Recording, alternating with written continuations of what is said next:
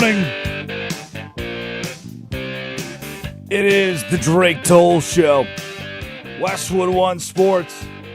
The Westwood One Sports app. And this could be the first day of the rest of our lives. Could be the last, I guess.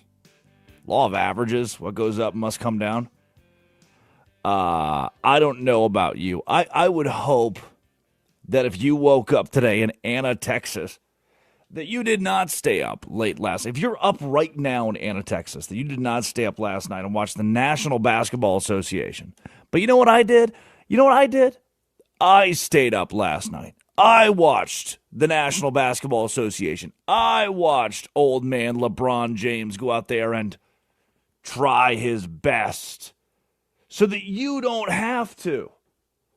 This is the Drake Toll Show on Westwood One Sports and the Westwood One Sports app, meaning that you can download an app, the Westwood One Sports app, and listen to the show 24/7.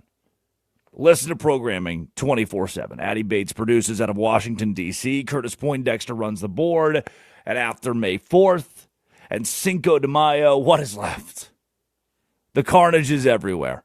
I went to my local cantina, if you want to call it that, Cancun 2 on Wilmington Island, Georgia, and I had all of the margaritas.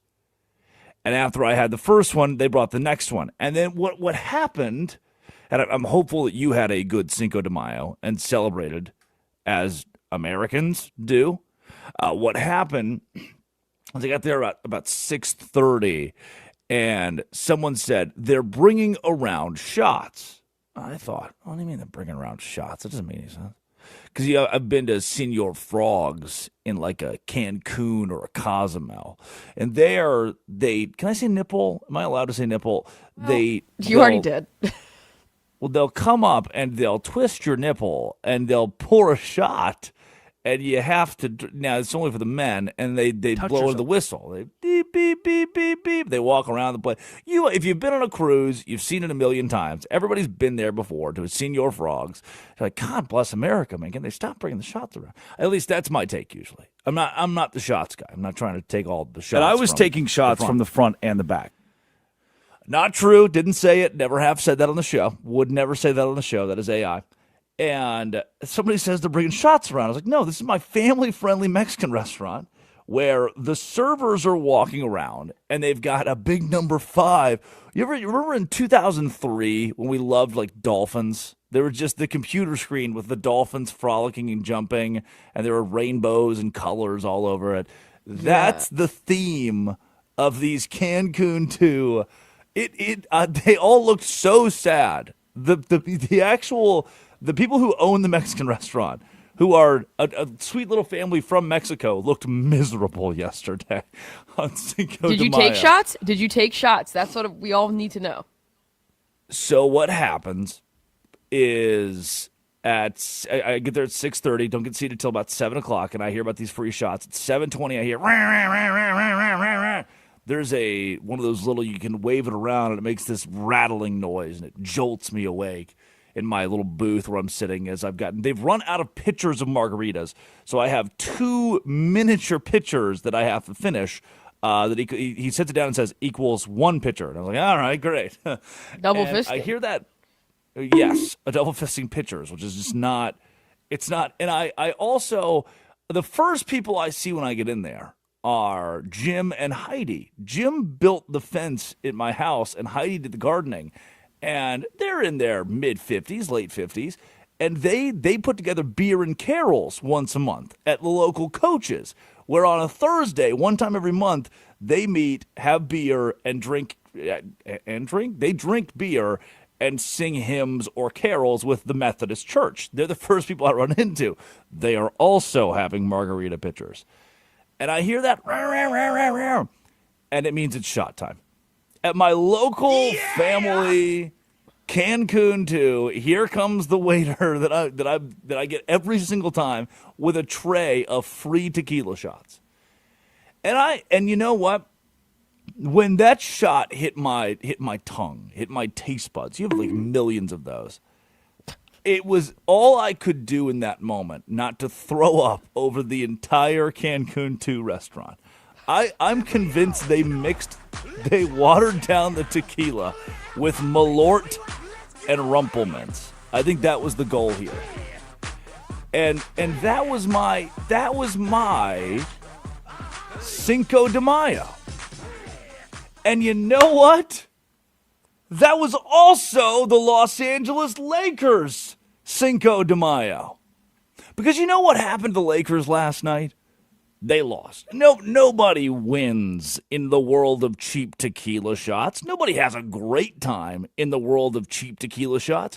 But at the end of it all, you know what it still is?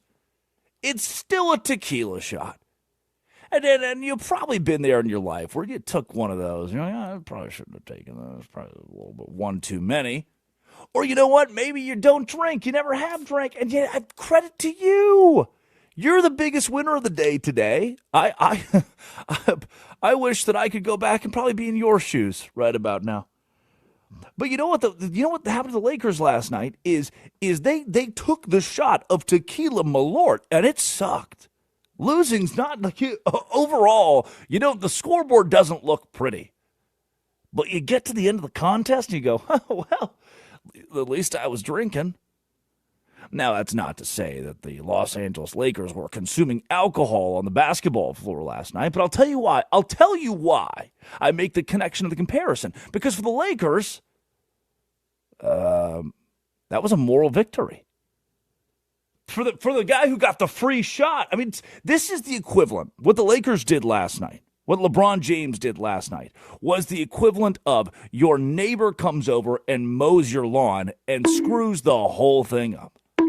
You love your lawn. You're a fan of how you have it curated. And one day your neighbor decides, hey, I'm mowing my lawn. Their lawn's right there. I'm just going to go mow their lawn. They mess the lines all up. They don't get half of it. Now it's uneven. And here's the true moral dilemma to this. Yes, your neighbor mowed your lawn. That's the kindest thing they could have done. I mean, you lost because your lawn looks terrible now. But there's the feel good, the moral victory. If you're a Lakers fan, you wake up today in Santa Monica, California, and you have the feel good. You have the moral victory of, we kept it close. Right, guys? High five, high five, high five. You got Austin Reeves back. You have LeBron James. Big gooner. He's the greatest player of this generation. You've got Rui Hachimura, you've got DeAndre Ayton, Marcus Smart. I mean, you've got the Lakers are a good basketball team, but they're playing the Monstars. The Lakers could very well be swept in this series, and any chance of a Luka Doncic return it'd be a miracle to get him in Game 4. You could possibly get him back Game 5, Game 6. There is no way in hell that the Lakers extend this series that far. I don't think they can.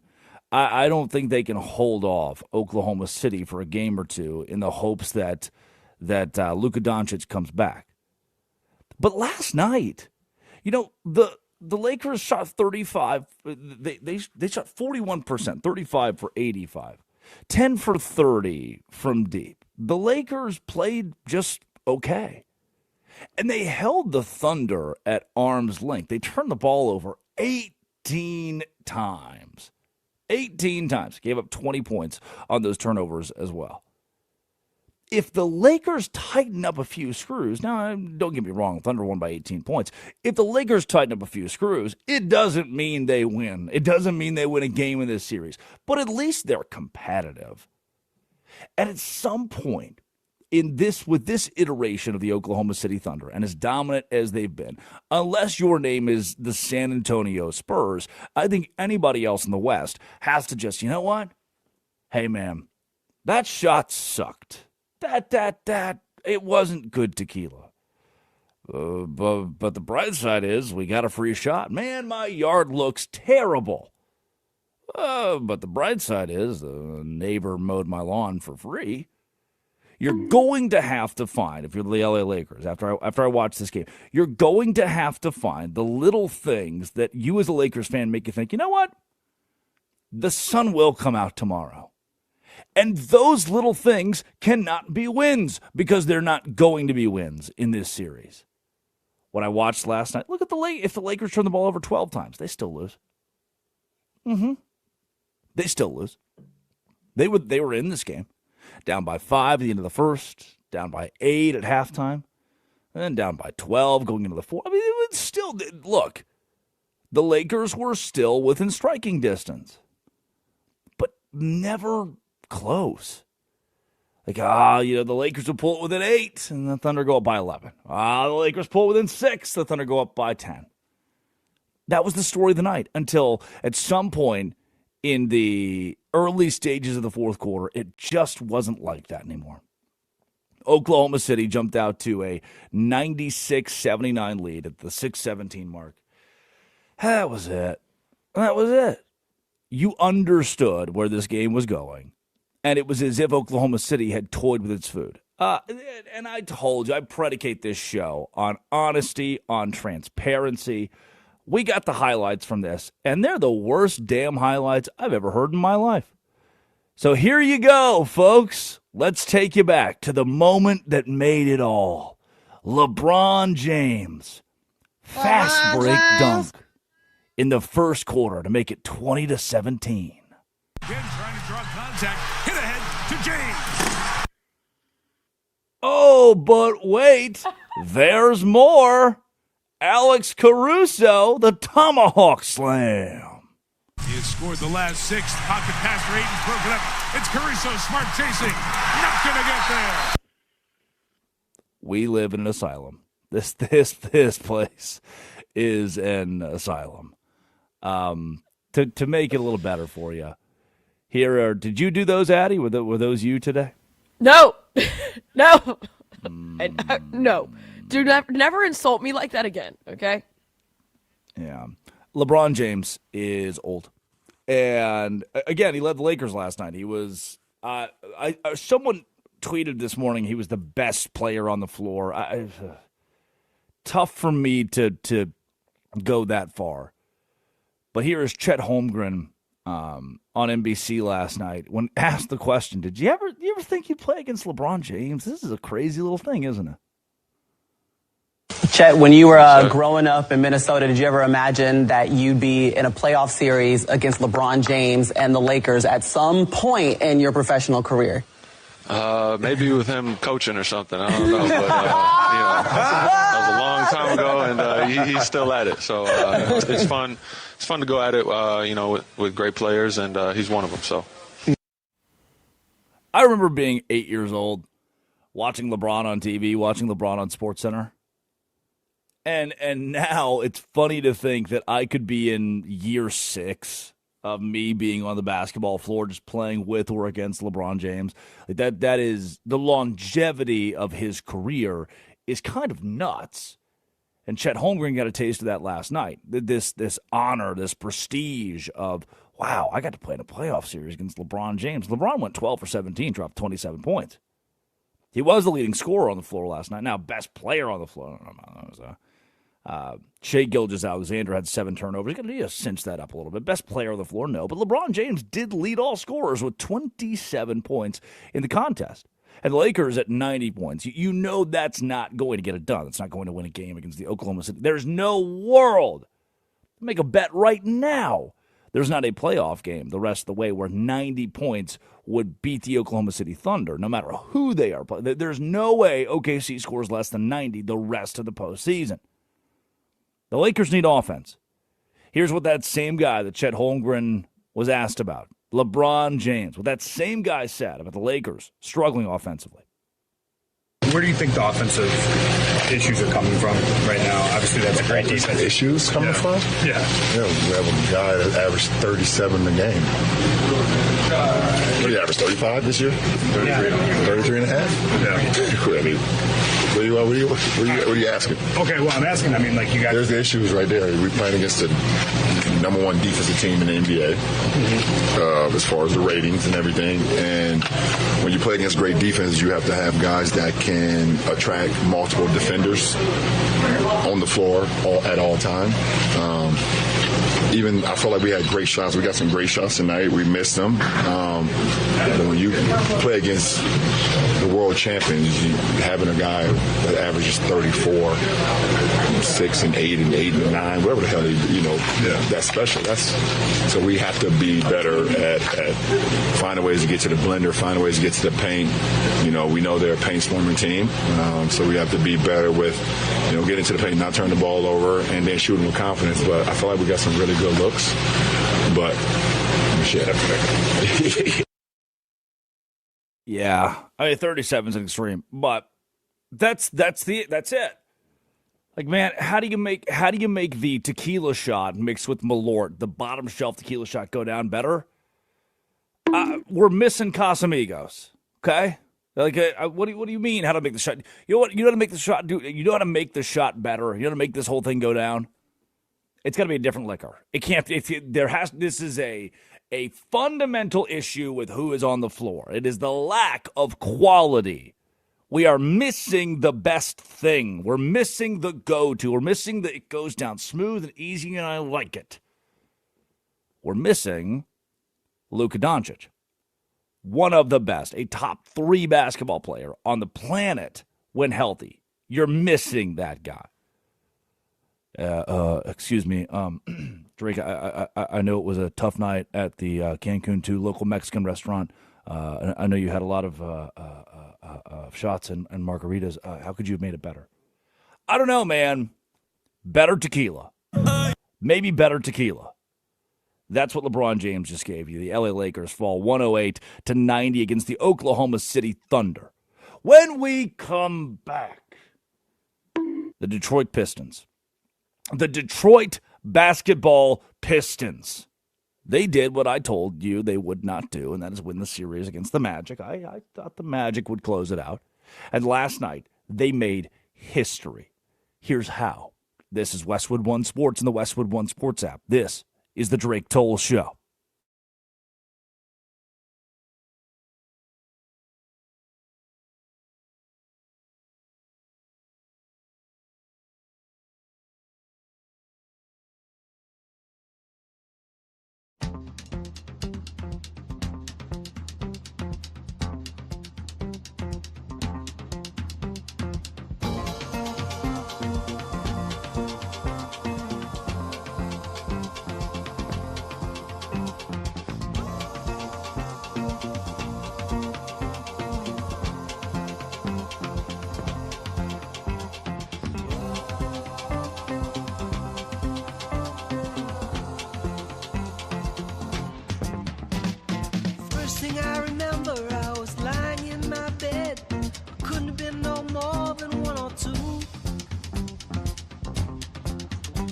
And I remember there was a radio coming from the room next door. And my mother laughed the way some ladies do.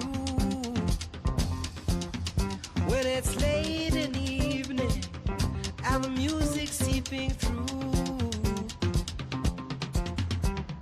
The next thing I remember, I'm walking down the street. I'm feeling all right. I'm with my boys and with my troops, yeah. Down along the avenue, some guys were shooting pool, and I heard the sound of a cappella grooves, yeah. Singing late in the evening, and all the girls out on the stoops, yeah. Then I learned to play some lead guitar. I was underage in this funky bar, and I stepped outside and smoked myself a J. And when I come back to the room, everybody just seemed to move, and I turned my amp up loud and I began to play. And it was late in the evening, and I blew that room away.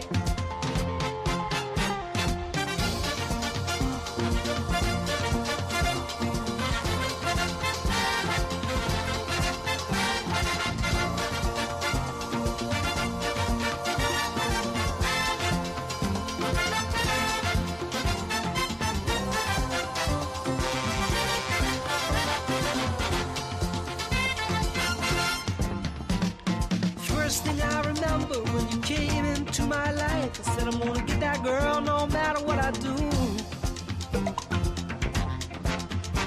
Well, I guess I've been in love before. Once or twice I've been on the floor, but I never loved no one the way that I love you. And it was late in the evening, and all the music seeping through.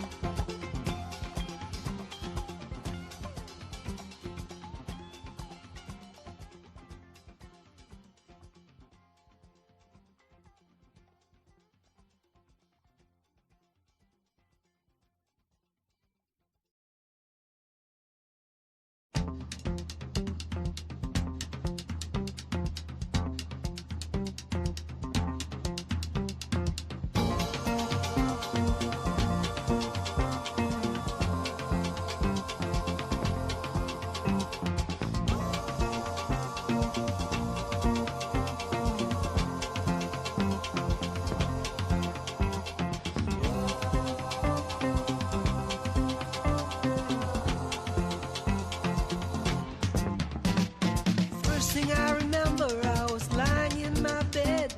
Couldn't have been no more than 1 or 2. And I remember there was a radio coming from the room next door. And my mother laughed the way some ladies do.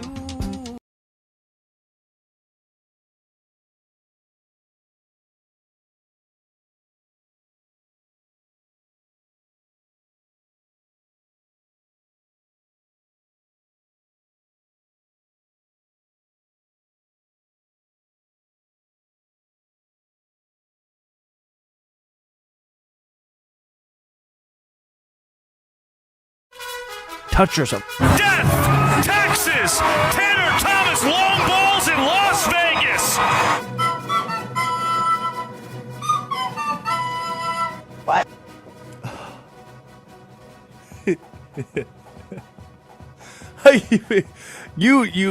The great, I mean, yes, funny, but the greatest thing you could have done there is played that 3-second Alex Caruso highlight. It's just that. Arrived into the basket? No. That's the entire highlight. It is. What? It is the Drake Toll Show. What? Westwood One Sports, the Westwood One Sports app. Addie Bates produces. Curtis Poindexter does whatever the hell he does. Who even knows at this point? Crotch Poindexter just doing stuff. You can call the show or text the show and get involved on the action. 310-840-4910. 310-840-4910. I've given you my escapades from last night. and I told you, I prefaced this. By the way, if you are enjoying the Drake Toll Show, and you're like, I should listen to that more. I'm not going to try to pull you away from your local program. You love Ted and Rick in the morning, and I get it. Ted and Rick in the morning are fantastic. You should listen to them. I'm not going to pull you away. They're great. But you know what? You have the option at any point in time in your life to go back and listen to the Drake Toll Show over again. Or, if you want to, for today, to continue to listen live, it is the Westwood One Sports app or the Drake Toll Show on YouTube, because every radio show has a TV show now. We have a TV show on ourselves. The Drake Toll Show, YouTube or Twitter. And look, I'm going to peel the curtain back here. The Detroit Pistons, a statement Tuesday night. a statement. Now, I wish that I had viable highlights to show you how they made that statement, but I do not. Here is what I woke up this morning, and I am peeling the curtain back for you. You are getting to see deep inside of how the operation works on the Drake Toll Show. And the operation works with, we wake up, highlights get sent from some big highlight demigod in the sky, and we just have to sit there and take it over and over and over again. And today, this is what we were sent. Let's take you to Detroit. A Game 1 win over Cleveland, but you can just win without playing the ball game. End of the first quarter, Javonte Green making a blowout and making a blowout early at the buzzer. Clock here in the first. Green working quickly. 1 second left. Flings it up. Puts it home. Javonte Green. You know what? That was King Turd. That was King Turd on Crap Mountain right there. That wasn't half bad. Javonte Green made it a 16-point contest, 37-21. And Detroit fans could feel it. Dang, man. What if we're going to win a playoff game? What if we're going to win Game 1 in a playoff series? That doesn't happen around here. Well, I mean, it still almost didn't happen. Later on, though, Tobias Harris, in a closer game, would go coast to coast, slam it home in the third quarter, and give Detroit a bit more breathing room as Cleveland kept crawling back. Approaching the midway point of the third, Cleveland battling well, but Harden just can't find any semblance of rhythm. Turnover. Harris comes to coast. Uh-oh. Now it's an 11-point game. You're good, Detroit, right? You guys got this? Everything we're fine. You're fine. 11-point game. 73-62. But then in the third quarter, that same third quarter, Max Strus, the Cleveland Cavaliers, come all the way back and make this a ball game. 80-78 is our new score as Max Strus has emphasis. Leak out from Strus. 4 seconds left. Strus goes airborne. The Strus is loose in Detroit. That's on NBC. Noah Eagle with the call. And remember that game that was a 16-point contest at the end of the first quarter? If you're a Detroit Pistons fan, you are programmed to understand disaster is going to strike, can and will strike at any moment. And if you follow the game flow, the win probability, the cover probability, any of the probabilities from this game, in the third quarter, Detroit still had a 90% chance to win, 93% chance to win. That would dwindle as the quarter went on. 80%, 75%, 70%. Then as we get into the fourth quarter, it's right back. Hey, the game's out of hand. 93-82, 8:41 to go. It's over. And here comes Cleveland. Look up, and it goes from 93-82 to tied at 93-93. Detroit just a 53.9% chance to win this game. And again, if you're a Detroit Pistons fan, if you're an NBA fan, if you've ever watched the orange ball bounce, you are expecting a fall apart from the Detroit Pistons. And you almost got it. But remember that score, 93-93. 5 minutes and 12 seconds left in the fourth quarter. That's where the game begins. Hey, it's 0-0, boys. It's 0-0 with 5 minutes and 12 seconds left. Go play. You guys go do what you do. Have fun out there. And that's when the whole thing unraveled for Cleveland. The same Cleveland team that played a hell of a series against the Raptors. And I did not, I'll be honest, I'll hand up. I did not cover that series between Cleveland and Toronto probably as closely as I should have. Because I didn't see either of them as true contenders. Was it a great series? Yes. Did I watch it? Yeah. I was in my hotel room in Las Vegas last week. I was in the Airbnb in New York last week, glued to that series. An electric series, but it wasn't. I just don't see Cleveland as a contender. And here's why. In a series where Cleveland is the worst team, in a series where they are second fiddle and it's pretty clear, They don't have the finishing move. They don't have the closer. Evan Mobley's good. James Harden's good. Donovan Mitchell's good. But where's the close when you're definitively worse than Cade Cunningham and company? Who's the guy that when you're tied with 5 minutes to go has the takeover card? Last night, it was nobody. And that's why Cleveland is in trouble in a series where Detroit has an extreme upper hand. Remember that score? 93-93. The final score was 111-101, a double-digit win for Detroit, who is a 3.5-point favorite coming into this contest. So wait a second, do some quick math on that. 18-8 in the last 5 minutes of this game. Cleveland mustered 8 points, and 18-8, the Detroit Pistons outscored the Cleveland Cavaliers for that 111-101 victory. And for the first time since 2008, I was barely born. 2008, remember I'm a young guy. 2008, I would have been in second grade, Miss Boland's class. Wake up. I remember vividly around this time. It would have been earlier than this. I remember vividly doing big projects. And there was, I think it was Valentine's Day one, where you had to create an intricate Valentine's Day box. Remember when you were in elementary school, primary school, and they would drop the little Valentines in your bucket? I had to make a bucket, and I decided I want to make a doghouse. Take this big-ass box and then pop up the tabs of the box and then put a stuffed animal in it and paint it. And, well, about 20 minutes into that project, my mom looks at it and goes, this isn't going anywhere. I was like, whoa, what do you mean it's not going? She's like, oh, let me help you. And my mom and dad stayed up the rest of the night. I didn't even touch the rest. I didn't touch the thing. Touch yourself. Just a bunch of hot glue and stickers.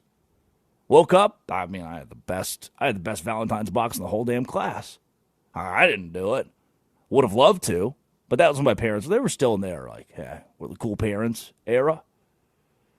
That's what I was doing the last time the Detroit Pistons won a playoff game in game one of a series. It ended an NBA record-tying 12-game postseason losing streak against the Cavaliers, too. They had not beaten Cleveland in the playoffs since the 2007 Eastern Conference Finals. And Cade Cunningham was impeccable. I told you last week, if you want to watch greatness, if you want to turn on the TV and say, you know what, yeah, this is pretty good, turn on Cade Cunningham. Whoa! Here is Cade Cunningham on the floor with NBC right after the contest when the Pistons won by double digits. You guys never faltered.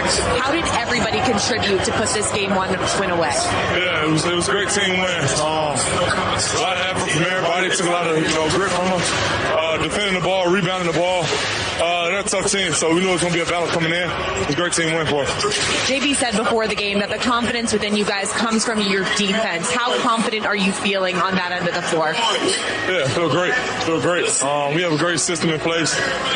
So just play to your strength, but just give effort, put it all out there, and you got somebody behind you that'll come in for you whenever you're tired. So we got a great culture going. It's one win, and we got to come back and do it again. It is a best-of-7 series, but do you feel like this game really can set the tone for how this series will go? Yeah, it's supposed to. At home, you got to protect home court. We didn't do that last series, so we know it's important this series. They're a tough team. They want to come in and steal one. So we handle business tonight. We got to do it again day after tomorrow. Okay, thank you so much. Congrats on the win. Yeah, thank you. Now, there was controversy afoot in this one. Donovan Mitchell spoke postgame about the free throw disparity. 35 free throws for the Detroit Pistons, 16 for the Cavaliers. You do the math on this. The Cavs were 15 of 16. Detroit was 27 for 35. That is a 12 free throw difference. Detroit made 12 free throws, more than Cleveland. They shot 19 free throws, more than Cleveland. Oh, so a 10-point win, given the fact you got to go to the line that much. Yeah, that's raises some questions if you're a Cleveland Cavaliers fan, and it raises questions if you're Donovan Mitchell, who spoke in his post-game press conference about that free throw disparity. The series against Toronto, you only took 16 free throws. You only had 2 attempts tonight. And I know that there was a big free throw disparity between the two teams, but why do you think individually you're not getting to the free throw line as much as you had during the regular season? I want to separate this from the game.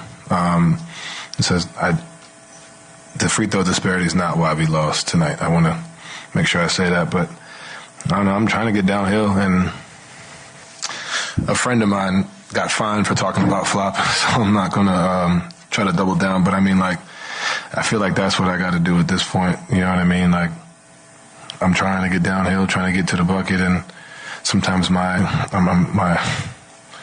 people are in my way, and I'm trying to fight through contact, and I'm not getting these calls. And usually I had, like 13 in the last series, like 16. I mean, I'm just not getting the calls. I don't know why. I don't flop. Maybe that's why. And this isn't just a tonight thing. This has been the entire series, and it's frustrating a little bit, but because I'm such a dynamic driver, right? Like, but I can't control that. So if I'm not going to call for me, I got to find a way to finish through that. But you know me, I'm never one to sit here and complain, and that's not why we lost the game tonight or whatever. But at some point in time, I feel like me getting to the basket's got to relate to something. You know what I'm saying? So we'll see. It is odd. I would never go to the podium in the National Basketball Association and say, well, I guess I got to flop now. I guess it's my only option left is to flop. Probably don't say that out loud where the human referees that we utilize for these contests are listening. Yeah, I would avoid that verbiage. I guess I got no other option. And then, and I do love, and I like Donovan Mitchell. I think this is, I don't want to go in too hard, but for him to say, I don't want to complain, you know me. I mean, I don't complain. I don't know. I'm not like that.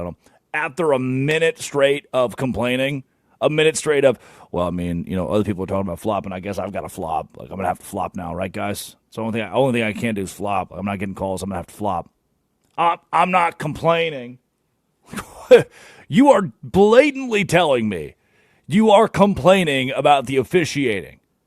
I'm not complaining. You know me, I don't complain. You just did. Cleveland falls by 10 on the road against Detroit. The Cavs will win at least 2 of the games in this series. They don't have that closing factor, but Detroit is just still too inconsistent for me to believe in the Pistons in a 4 or 5 game series in the Eastern Conference semifinal. When we come back, what do you say we do our biggest losers of the day? Sponsored by Progressive Commercial Insurance, protecting small businesses with affordable coverage options. Quote today at progressivecommercial.com. Progressivecommercial.com. This is the Drake Toll Show.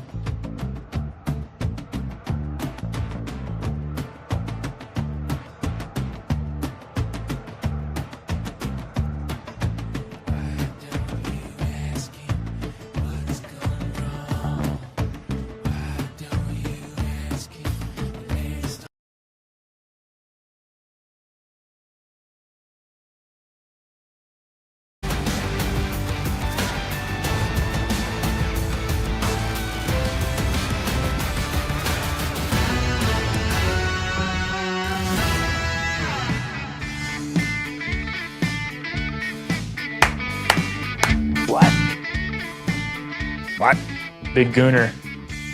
It is the Drake Toll Show.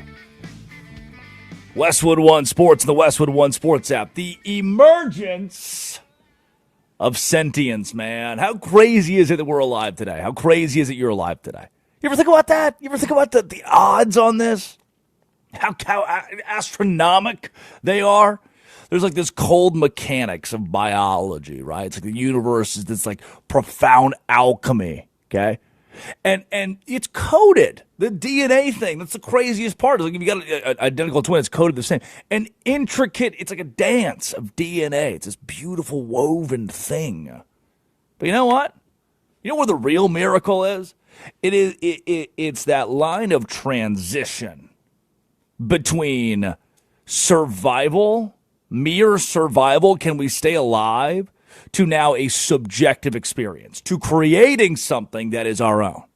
Sentience is it's a collection of the atoms that are reacting to our environment, but the combination of those atoms, our reaction, our choices, the subjectivity of that is the uniqueness. That's the miracle. That's the internal light that transforms the neural, electrical impulses into smell, rain, or memory, the pang of a breakup. To be sentient is to witness existence. We do that today. It is the Drake Toll Show. You and me, we gather together, and what do we do with that subjective ability to talk, to create, to live, to breathe, to be free? We tell you our biggest losers of the day. Biggest loser number one, Framber Valdez. Jock. Trevor Story's going to get drilled. That's tired. After the back-to-back home runs, Valdez plunks him. And some of the Red Sox coming out. And some of the Tigers coming out. And both benches are emptying. You can't get them out, so you throw at them. What a joke. Red Sox bullpen is about to enter this thing, too, as they race across the outfield grass. No punches or anything thrown. No, the one guy who caused it's hiding in the back. That is weak. You give up 3 home runs, back-to-back shots, and then you drill Trevor Story. Well, let's just hope he doesn't cross up his catcher now that he's mad. Yeah, go back to last year where he drilled his catcher. And I was taking shots from the front and the back.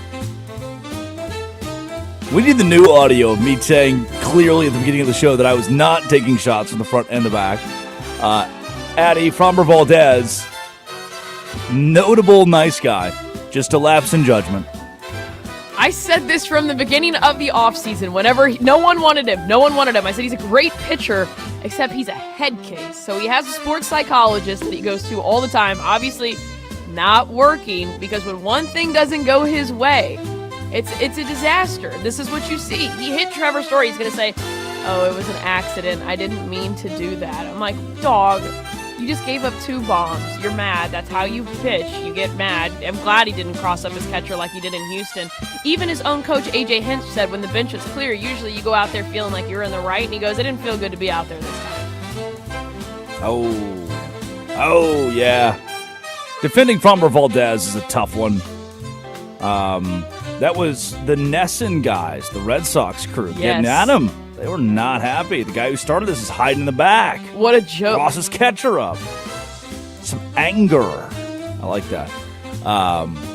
Biggest loser of the day, you, for your lack of physical ability. Here is the President of the United States talking about just how fit he is in comparison to you.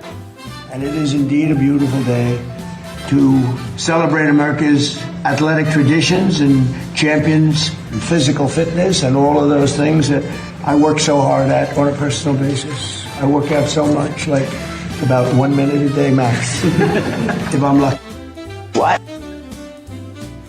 I would love to work out a minute a day. I thought it was doubly funny. The room of people yesterday, and it's every day that gets me. The room of people that had been brought together at the White House. It was RFK Jr. had 9 elementary school kids that seemed slightly confused. And then Todd Golden, the Florida basketball coach, and Noah Syndergaard, the old MLB pitcher, whose hairline is an atrocity, by the way. I didn't realize his hairline was so bad. And even better, Syndergaard went on Fox News after this appearance at the White House where he was talking about physical fitness amongst the children. And his quote was, "I'm envious of the mental energy this guy has, the sharpness he has, the comedic nature of everything he says. He's a joy to be around." Energy giver. After, what was it, RFK yesterday? RFK was like, yeah, he can walk 9 miles on the golf course. Come on, guys. It's like, all right, yeah. Look, I don't work out a full minute a day, every day. Sometimes I sit in the sauna. Does that count as a workout? I think the Andy says that's a minute. That's a minute. You get a couple push-ups. Meh. That's the noise that I picture. Meh. Meh. And then that's a minute. It's like those turtles at the zoo. The turtles at the zoo. Idiot of the day, biggest loser of the day, obituary, whatever you want to call it. The Lightning? Addie Bates, give me the lead in on this. Curtis. So their captain, Victor Hedman, was out for an extended period of time. He was out starting in March, and he missed, like, the last series. He missed versus he wasn't there. If you looked at the ice, he was not there. And so he released a statement and basically was saying that he was dealing with some mental health issues and that he had to step back so he could take care of himself, be a good player, friend, teammate, father, husband. But he was out for the playoffs, the captain of the team. And so there is a lot of backlash now that, hey, if you were in a normal job, like if you're doing what we do, you can't take that much time off. You get fired. So people are now dogging on this guy because he took over a month off to deal with some mental health issues.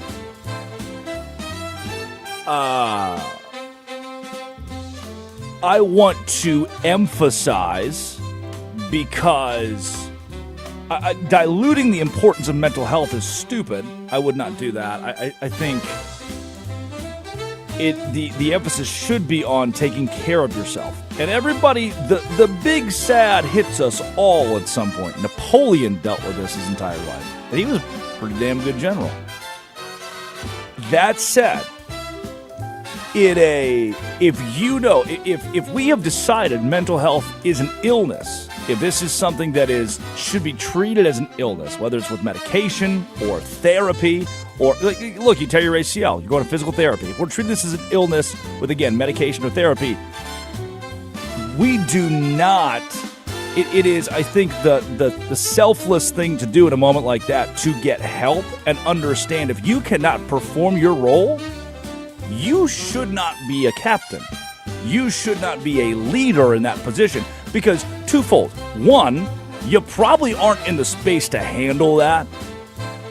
If you know, hey, I'm sick, I need to take extensive time away to fix this, you aren't in a mental space to handle being a leader or a captain, and it's only going to make things worse for you, that pressure.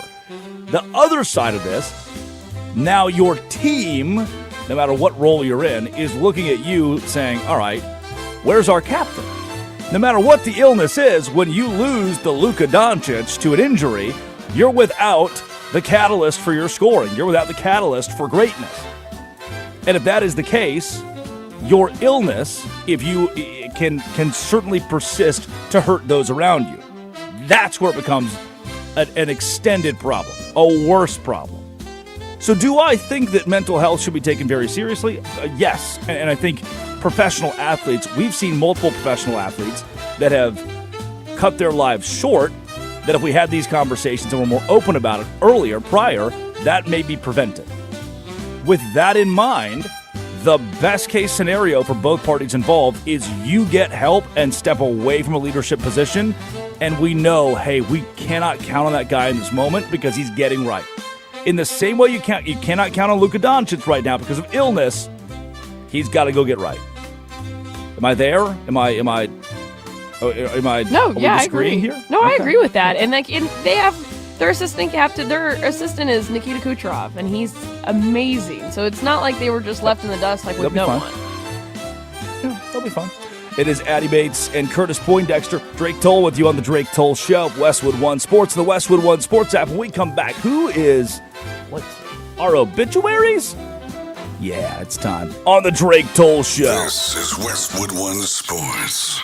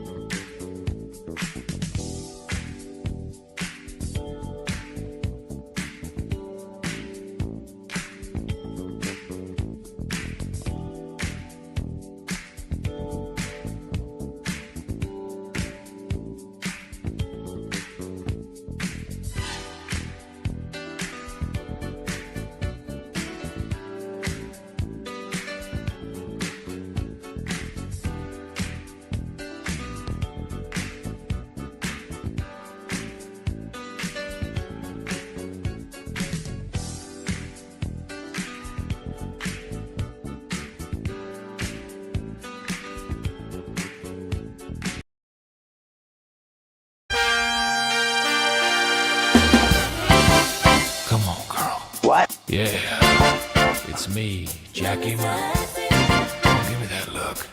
That's right. It is the Drake Toll Show. Westwood One Sports, the Westwood One Sports app. I made the comparison the other day. Like, it's such a Judd Apatow thing to have just two nerds, and one of the nerds gets to be in the cool group. And I think, this is an aside, I was doing Locked On Big 12, and I was like, the SEC and the Big 10, they're the cool group, right? The valuations just came out, and the Big Ten's worth $1.5 billion. They brought in $1.5 billion last year in revenue. That's an insane number. The SEC brought in a shade over $1 billion. So the Big Ten's got a $500 million gap.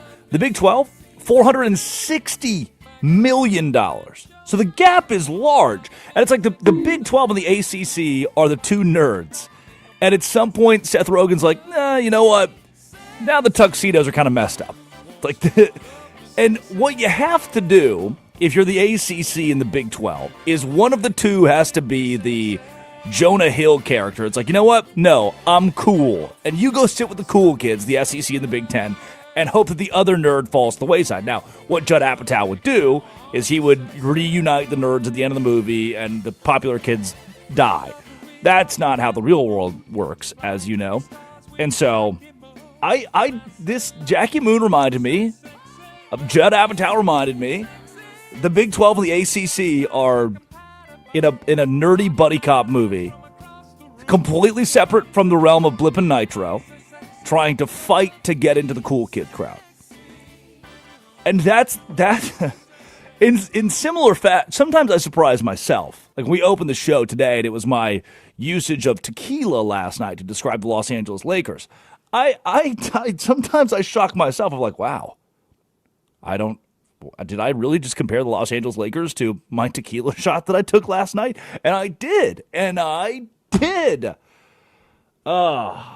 Avalanche won, by the way. They're still undefeated in the postseason. Addy Bates is producing. Curtis Poindexter runs the board. Crotch. What did I call him today? Broth? What was my typo? I type Curtis's name way too fast every day. Just gets excited into our group chat. I get super excited, and I typed his name in today. Big Gooner. Because he has to call me every day. He has to call me every day on my machine. Why does he call you?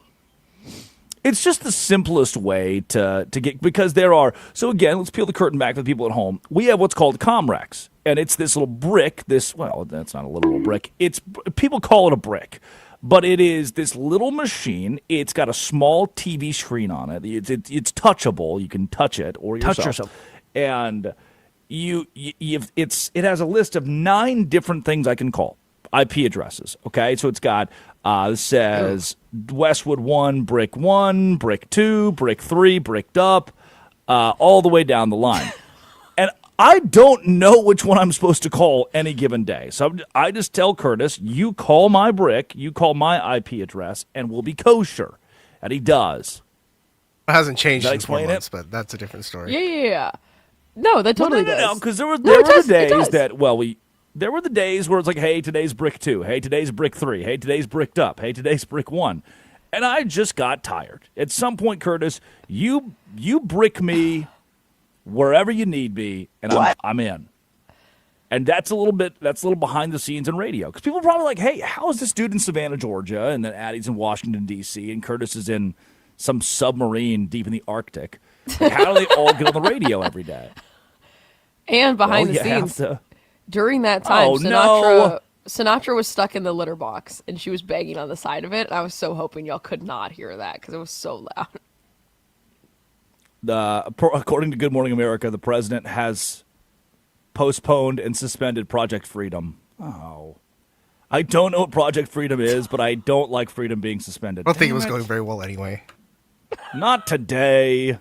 Not on May 6th. Not on the day after Cinco de Mayo. I can't get over the local Mexican restaurant having their own custom T-shirts. They sold for $10. And I went to buy one. I was like, I need that shirt. We sold out hours ago. What? Yeah, people line up at the door when they open at 11 a.m., Cancun to Wilmington Island, Georgia, to buy this T-shirt. There's a word for that. 2003, Addie, you know things, you're the producer. The dolphin thing? In 2003, when we were obsessed with the Great Barrier Reef and dolphins and fish. Do you know what I'm talking about? Yes, I do. I'm going to type in dolphin aesthetic 2000s. Oh. Yeah, it is. Yeah. It's there. Yeah. Dolphin core. Some people are calling there's Y2K dolphin core, but that's not the word. Is that I'll figure this is that out. what they're calling it? I'll figure this out. Okay, thank you. In the meantime, while you're there, I'm right here with our obituaries. Dead today. Your dirty ass car. Pollen season is here. But a dirty car doesn't have to be. Wash it away at Tidal Wave Auto Spa for a quick wash and that clean car happy feeling. Find a location at TidalWaveAutospa.com. TidalWaveAutospa.com. Our obituaries today.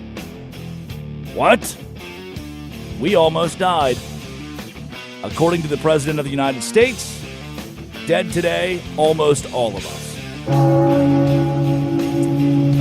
In meeting with children yesterday, the president was clear to the 9-year-olds that Iran almost murdered them. Curtis? We just broke every record, and now we're going to take a hit because we have to make a journey down to Iran to take the nuclear weapon.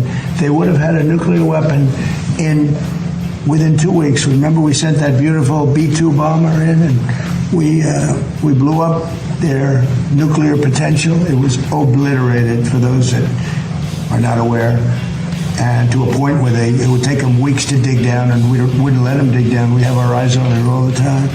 But it was a very important thing. So we would have had an Iran with a nuclear weapon, and maybe we wouldn't all be here right now. I can tell you the Middle East would have been gone, Israel would have been gone, and they would have trained their sights on Europe first and then us, because they're sick people. These are sick people.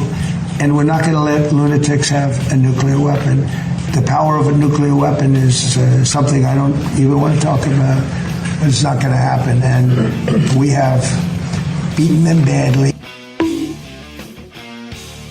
My favorite part of this, one of the kids is crying. There's this cohort of 9 8-year-olds. And one of them's crying. 10 kids. One of them's just looking around the room. The president's telling you, you almost died. Iran was going to kill you with a nuclear bomb. And these children are there for the physical fitness test, the presidential physical fitness test. And again, one of them's crying, one of them's looking around the room, one of them's just dialed in. And in the background of this is RFK Jr., Pete Hegseth, the cabinet, and then again, Todd Golden, the Florida basketball coach, the ghost of Stan Lee for some reason, and Noah Syndergaard. They're just nodding along. He's like, the lunatics don't have nuclear weapons, though. I love that the kids are there for the fitness gram pacer test. It's a multi-step aerobic. Beep. And it's just, you would have been dead in 2 weeks. Like, whoa. What? Did you know Iran was going to kill you? What? It's like Thanksgiving with my grandpa. There was a defining moment in my life where I think my parents had to sit me down and be like, we are not actually sure if your grandfather was in the military. Please take all of his stories with a grain of salt. It's like, what? Like, what? He did get that Green Beret from Party City, R.I.P. Or Dead Today, Party City. Party City. He did get that Green Beret from Party City. And I was like, you're not supposed to do that. At Thanksgiving, be like, all right, Dad, you want to say the prayer? Yeah, everybody hold hands. He'd be like, wait, Iran almost killed us. Like, what? Hold on, what? My 8-year-old cousin is crying. Iran was 2 weeks away. They would have started with Europe. Like, Grandpa, we're trying to pray. And after Europe, they were coming for you. Grandpa, stop. It came in so fast and so hard. Pacer test. Dead today. Austin city limits. It's a terrible lineup. It's so bad. Charlie XCX is going to headline the festival with Rufus Du Sol. 21 Pilots is the third name on here. Lord, that's fine, I guess. Skrillex, Kings of Leon, and the Double X, the XX. I don't even know who that is. At least Asleep at the Wheel is going to be there. I remember when I was in high school, one of their lineups was like Paul McCartney, Metallica, Arctic Monkeys, like all in the same lineup.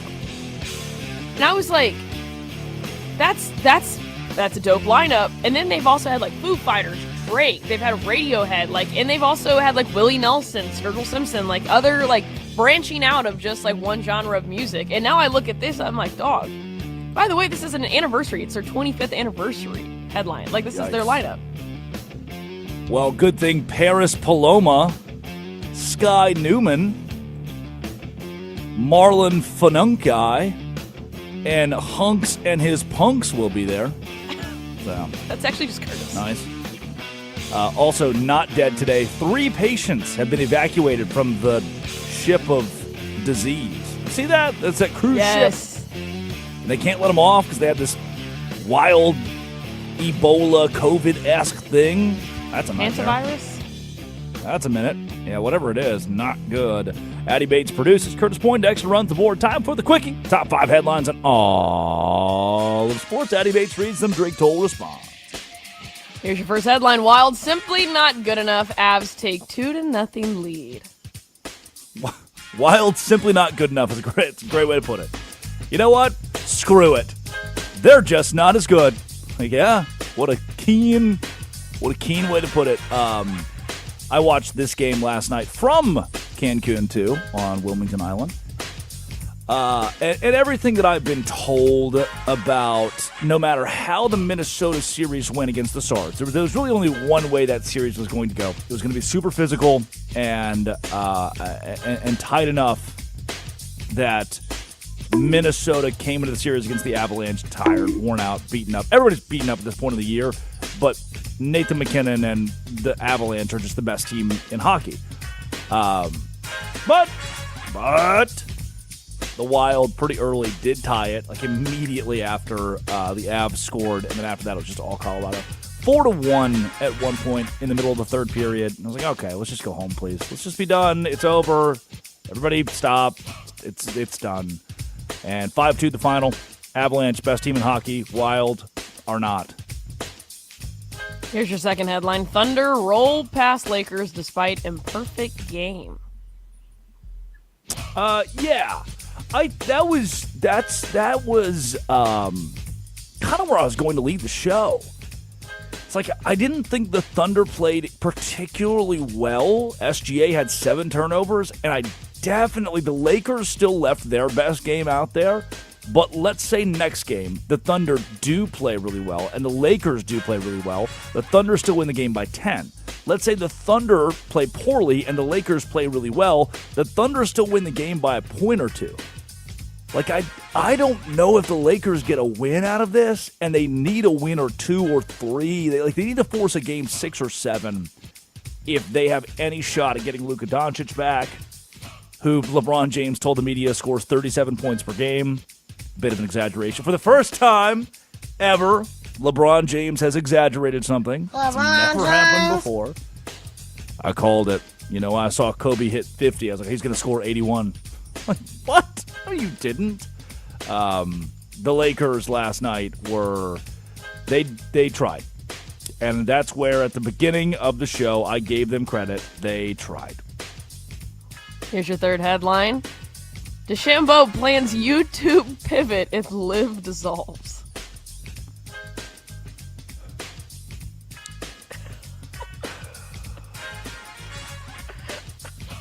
I think there are probably some really, really good people on that sick cruise ship, on that sick cruise ship. I think instead of prison, we send anybody who's done a bad thing, we send anybody who's done bad on a cruise ship. And the cruise ship is only full of Trevor Bauer and Bryson DeChambeau fans. like we fill a cruise ship of the top 1,000 viewers of Trevor Bauer and Bryson DeChambeau content. And if you petty theft at the local Kroger, you have to be put on that ship for 6 months. Imagine the brainwash. And here's the thing, is I think Bryson DeChambeau and Trevor Bauer would be like, hell yeah, brother. That would be awesome. I love cruise ships. That in my brain, that's how they would react to that. Sorry, I work for the Savannah Bananas actively. Like I do every weekend from Yankee Stadium to Las Vegas ballpark. And I still, YouTube golf is not my thing. Not my thing. I like Good. Those guys are nice. I know them, so that's why I like them. But Bryson DeChambeau, you know what? If I can't golf anymore, I'm going to go to YouTube. Okay. Got him! Have fun, I guess. Here's your fourth headline. Celtics Jaylen Brown fined $50,000 by NBA for public criticism of playoff officiating. He found $50,000? Fined. Yeah, he fined it. Wow. If only I could be so lucky. I'd buy a second boat. Gas for the first one. Yeah. Or gas. I took it out yesterday. It has gas now, I promise. Yeah, man. This is Donovan Mitchell. It's why he made the comments last night after the game of like, hey, I don't want to say anything, but I need to start flopping. What's a king to a god? You know? That's $50,000. What's $50,000 to a multimillionaire? What's a king to a god? I could use that. Yeah, but here's your Jaylen Brown final doesn't. headline. Because it's shocking to me that this is a headline. Ohtani allows his first home runs of the season as the Astros beat the Dodgers 2-1. And I can't even make this up. This is a headline. It's May 6th. You're telling me on Cinco de Mayo he allowed his first home run of the season? You know what? To the Astros. Put him on the boat. That's it. Put him on the boat. Ohtani's going on the boat with the Bryson DeChambeau and Trevor Bauer fans. Sail it into remember the Pirates of the Caribbean movie where they were sailing to the end of the earth? Just put them all on the boat. Bye, Ohtani. He's too good at baseball. I need him to stop. But the Astros got to him. Interesting. That is Quickie Top 5 headlines in all sports. When we return, Stephon Diggs not guilty. Is his career in the NFL still done?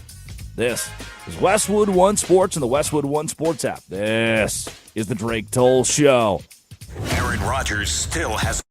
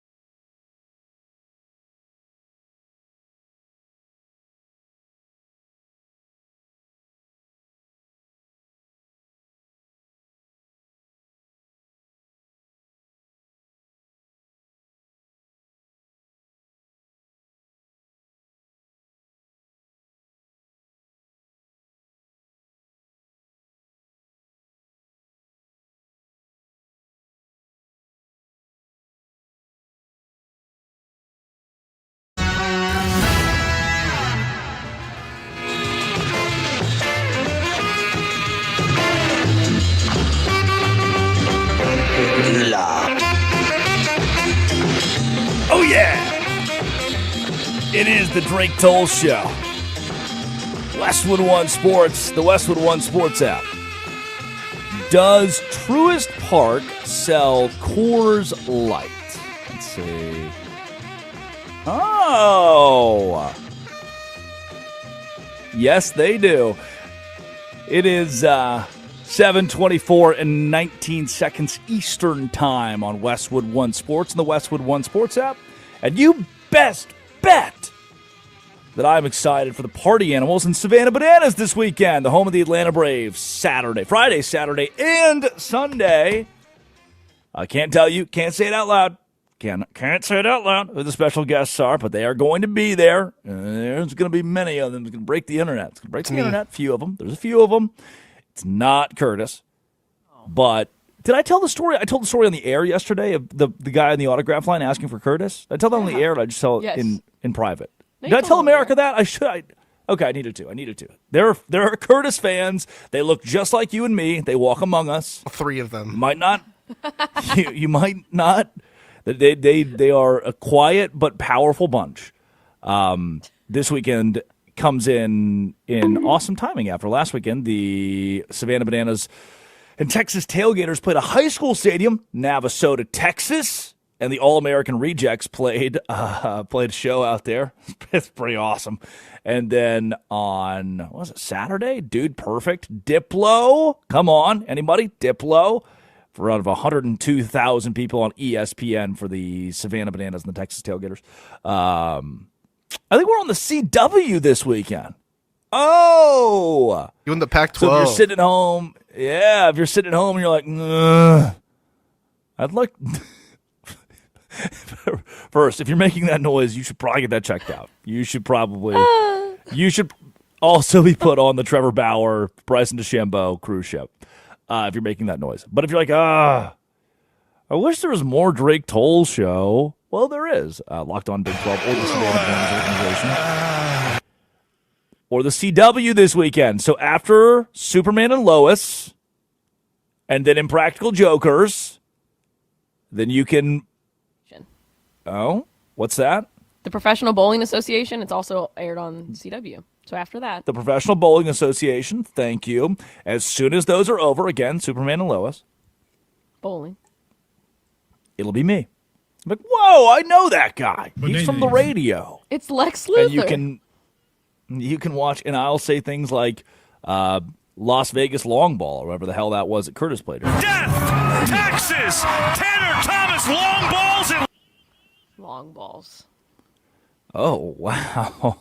Oh, you said it. Whoa, Curtis, whoa. 3-game stretch, Friday, Saturday, Sunday.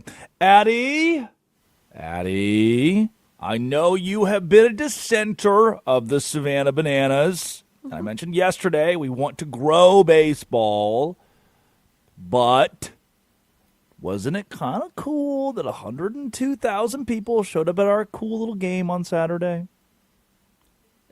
In College Station, you're asking me that as a UT fan? Oh, my gosh. Okay. Aside from College Station, which we did, the first thing that was said, Brett Loftus, the voice of the Texas Tailgaters, waddled his way out on the stage in College Station in front of 40,000 people standing outside waiting to get in. And you know what he said? Hey, I only got one message to start for y'all here in College Station. Horns down! And the whole place went nuts. So immediately, I'm already dissenting even more now. I couldn't care less now. Inform you of that. Yeah, I could not care less now. But then Northgate was open. Yeah, Northgate is no 6th Street. I still prefer 6th Street. Yeah, because College Station is in the middle of nowhere. That's a fair point. When you're right, you're right. You are just on the nose today. 102,000. It'll be 36,000 at Truist this weekend. Special guests to boot. Look, man, I told you. America, I told you. I warned you of this. We've had this conversation a couple of times now, and I'm going to double down. If you like to be mean to women, if that's like a thing that you enjoy, like, I'd like to say mean things to a lady.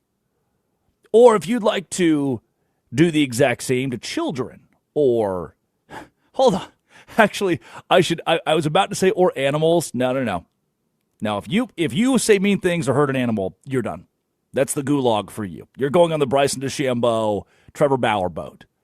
But if you're a human being who likes to abuse other living creatures who are also human beings, and you want full amnesty of that, well, you should probably just play the National Football League or the MLB or the NBA, you should just be an athlete. Tiger Woods, right? This is applicable. This isn't just an NFL issue. This is kind of across the board.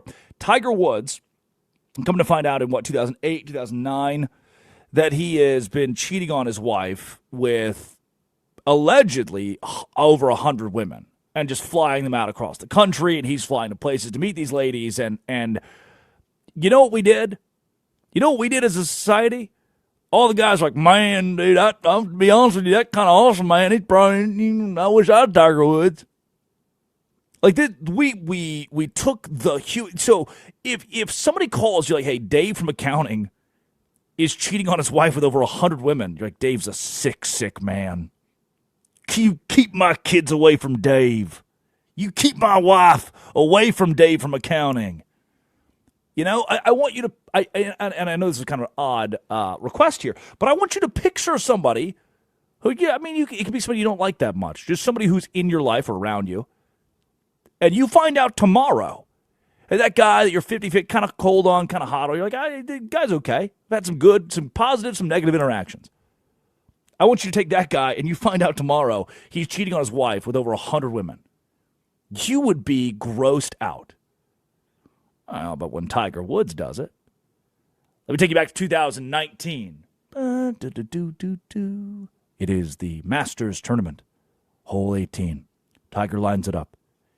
History is in the back pocket of Tiger Woods. Ah, Tiger, Tiger, Tiger. You wouldn't chant that about the guy in accounting. You want to keep him as far away as humanly possible from you and your family and everything else that you do. Oh. But here's the difference. Dave or Dan or whatever the hell name I gave him, he works in accounting. Tiger Woods plays golf. Stephon Diggs plays football. Well, he did. I don't know what he's going to do next year. Stephon Diggs plays football. Tiger Woods plays golf. Did we decide did Adrian Peterson do that or not? Ray Rice plays football. Michael Vick, criminal. He did the dog thing. Like, again, if you even come close to abusing an animal, the ASPCA is on your ass. We're going to get you. You're going to be in a Sarah McLachlan commercial tomorrow. And you're done. No more football for you. Maybe you can come back in a couple years. But if you're abusive to a human being, if you do bad things to human beings, but you are a professional athlete, we're okay with that. And you know what? Here's the crazy part. Stephon Diggs, whether or not he did this, and I'll tell you this, I'll give you the headline. Stephon Diggs, not guilty of assault and strangulation. I'll read, as ESPN put it, former New England Patriots receiver Stephon Diggs was found not guilty on Tuesday of assaulting his private chef in a pay dispute. The trial lasted 2 days. Acquittal clears the path for Diggs to return to the field. Brian McCarthy, the NFL spokesman, says, hey, we've been working this, we've been looking at this. The case came in December, and the case came in January, I guess. It centered around an event, the alleged event in December. The alleged assault that never happened, Diggs' attorney said. And remember the time we were asking all the players, like, hey, who in the locker room would you not let date your sister, date your daughter? Oh, Diggs, Stephon Diggs. And that's not damning, right? It doesn't mean you assaulted somebody. But Diggs has had kind of a sketchy go at things. To the point where the New England Patriots released him in March after he signed a 3-year, $69 million contract with New England last year. He was a key guy in the offense for Drake May, by the way. A stalwart of the Minnesota Vikings and then the Houston Texans. So what I'm gathering out of this, what I gather out of that is, yes, Stephon Diggs walked out of that courtroom and was exonerated. Yes, we all said, hey, Stephon Diggs is now the legal hurdle's over. He can play football again. Justice wins. The good guy wins. The good guy, Stephon Diggs, the athlete, he wins. The legal verdict, the biggest news in the NFL this week in Dedham, Massachusetts. He's found not guilty on all charges. Huh. That's weird because the Patriots released him. Hold on. 3 years, $69 million contract. They released an innocent guy? Hold on. This reminds me a lot of when Diana Russini was so innocent that she quit The Athletic. This reminds me of the time that Diana Russini and Mike Vrabel called their situation laughable until pictures surfaced of them macking at a bar 6 years ago. And Russini said, you know what? Hey, I remain innocent. I uphold my innocence. I'm just quitting my job because I'm innocent. That don't make no sense. Quitting your job because you're innocent. So the Patriots releasing Stephon Diggs, does that make sense to you? Lend me your ear for that. Does that make sense to you? When I say the words, Stephon Diggs, the innocent man, the hero who beat false allegations, not women, does that sound right to you? Now, it doesn't mean if it sounds right or sounds wrong. In the eyes of the law, in a court of law, Stephon Diggs was found not guilty. I'm not trying to change that. I'm not going to change that. I'm not saying that's incorrect. I wasn't in the courtroom. What I am saying is there's a court of public opinion. And that court of public opinion for the free agent Stephon Diggs is not a huge, it's not a huge plus, not a huge positive. Now, surely the Baltimore Ravens or the Pittsburgh Steelers could come calling. Surely now the free agent market heating up, he can be, oh yeah, old guy Stephon Diggs. He's on the roster. I mean, he had 1,000 yards last year, 4 touchdowns. Oh, a good PFF grade. Hell, if you ask PFF, I'm better than Dan Patrick. PFF doesn't know a football from a basketball, but he had a good PFF grade. And he helped the Patriots get the Super Bowl.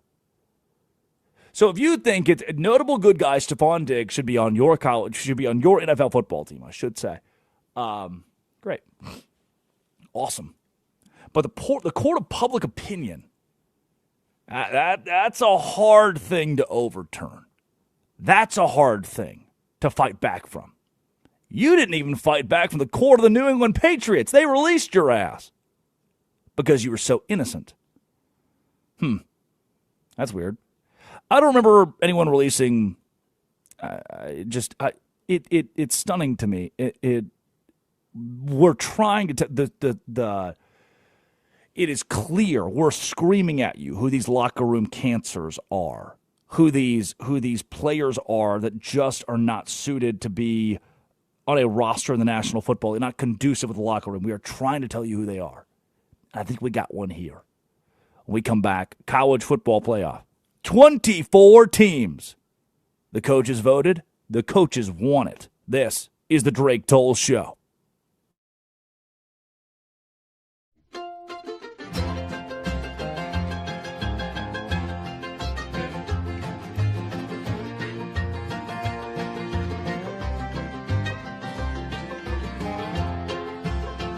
In constant sorrow through his day, I am the man of constant sorrow. I've seen trouble all my day. I bid farewell to old Kentucky, the place where I was born and raised, the place where he was born and raised.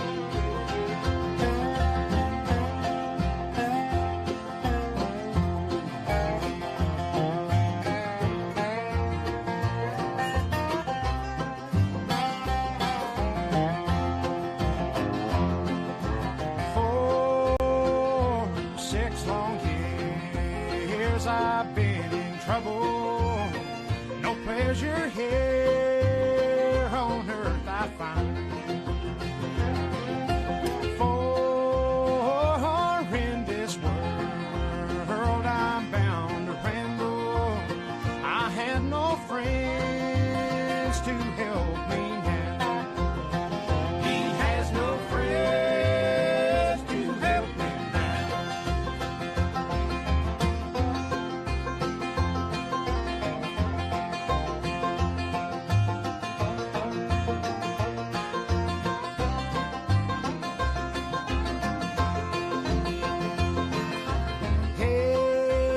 Heads fare thee well, my old true lover. I never expect to see you again. For I'm bound to ride that northern railroad. Perhaps I'll die upon that train. Perhaps you'll die upon this train.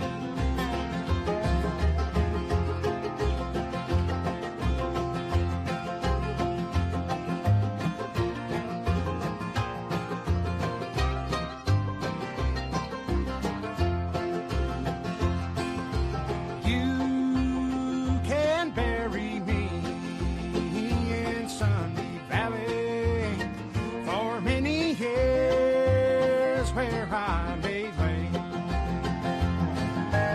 And you may learn to love another while I am sleeping in my grave. While he is sleeping in his grave.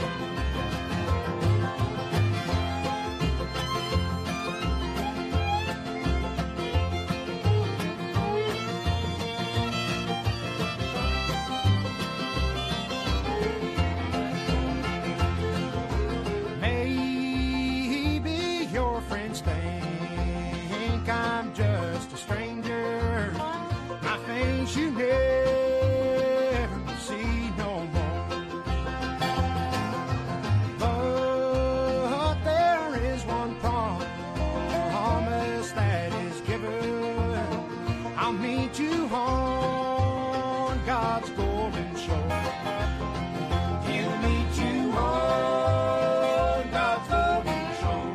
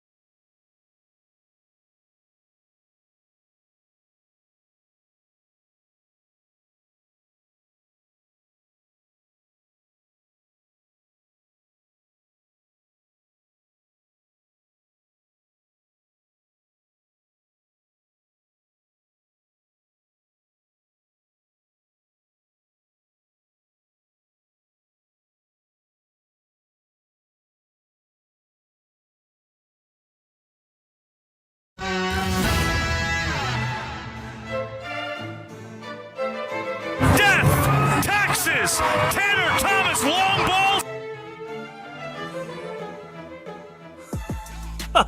It is the Drake Toll Show on Westwood One Sports and the Westwood One Sports app. Do you think our forefathers, our Westwood One forefathers, when they sat down and created the American staple, the legacy media staple of Westwood One, that they had envisioned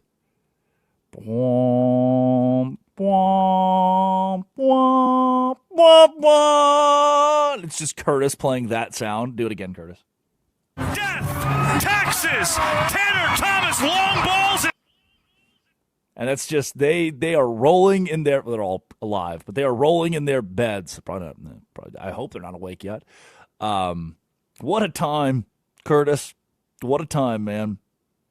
Curtis, speech. How does it feel, man? How does it feel? Don't do it. Don't do it. I don't know what you're talking about. What? Don't do it. Nitro. It feels kind of lonely around here ever since Curtis got that job at Westwood One. Yeah, Blib, you're right. Many people are saying that. Sure do miss our privates investigator and his crazy ability to sniff. Big gooner. Wait a second, there he is! No, same old Curtis. I can't get over. Everything else is animated, and he's just poorly green screened in. Like you can still see the grainy pieces of where they green screened him out. The 1080 by 920. Oh, cracked myself up. You know what? The college football coaches, just all of them, the college football coaches met this week. And did you know, you might not know, Under Armour, Nike, Under Armour, I think it may be Nike, they send 25 college football coaches on a retreat every year. These guys hang out, and it's not super public. I've talked to a few of the coaches about what that retreat's like, and the insider baseball I've gotten is, hey, it's kind of split into thirds. There are the old guys that smoke cigars, drink bourbon, hang out, play golf. There's the middle tier of guys that are just kind of, hey, we're younger, we're new to this, we're feeling our way through, like we're honored to be in a room with legends such as Barry Switzer or Nick Saban. And then there are the degenerates.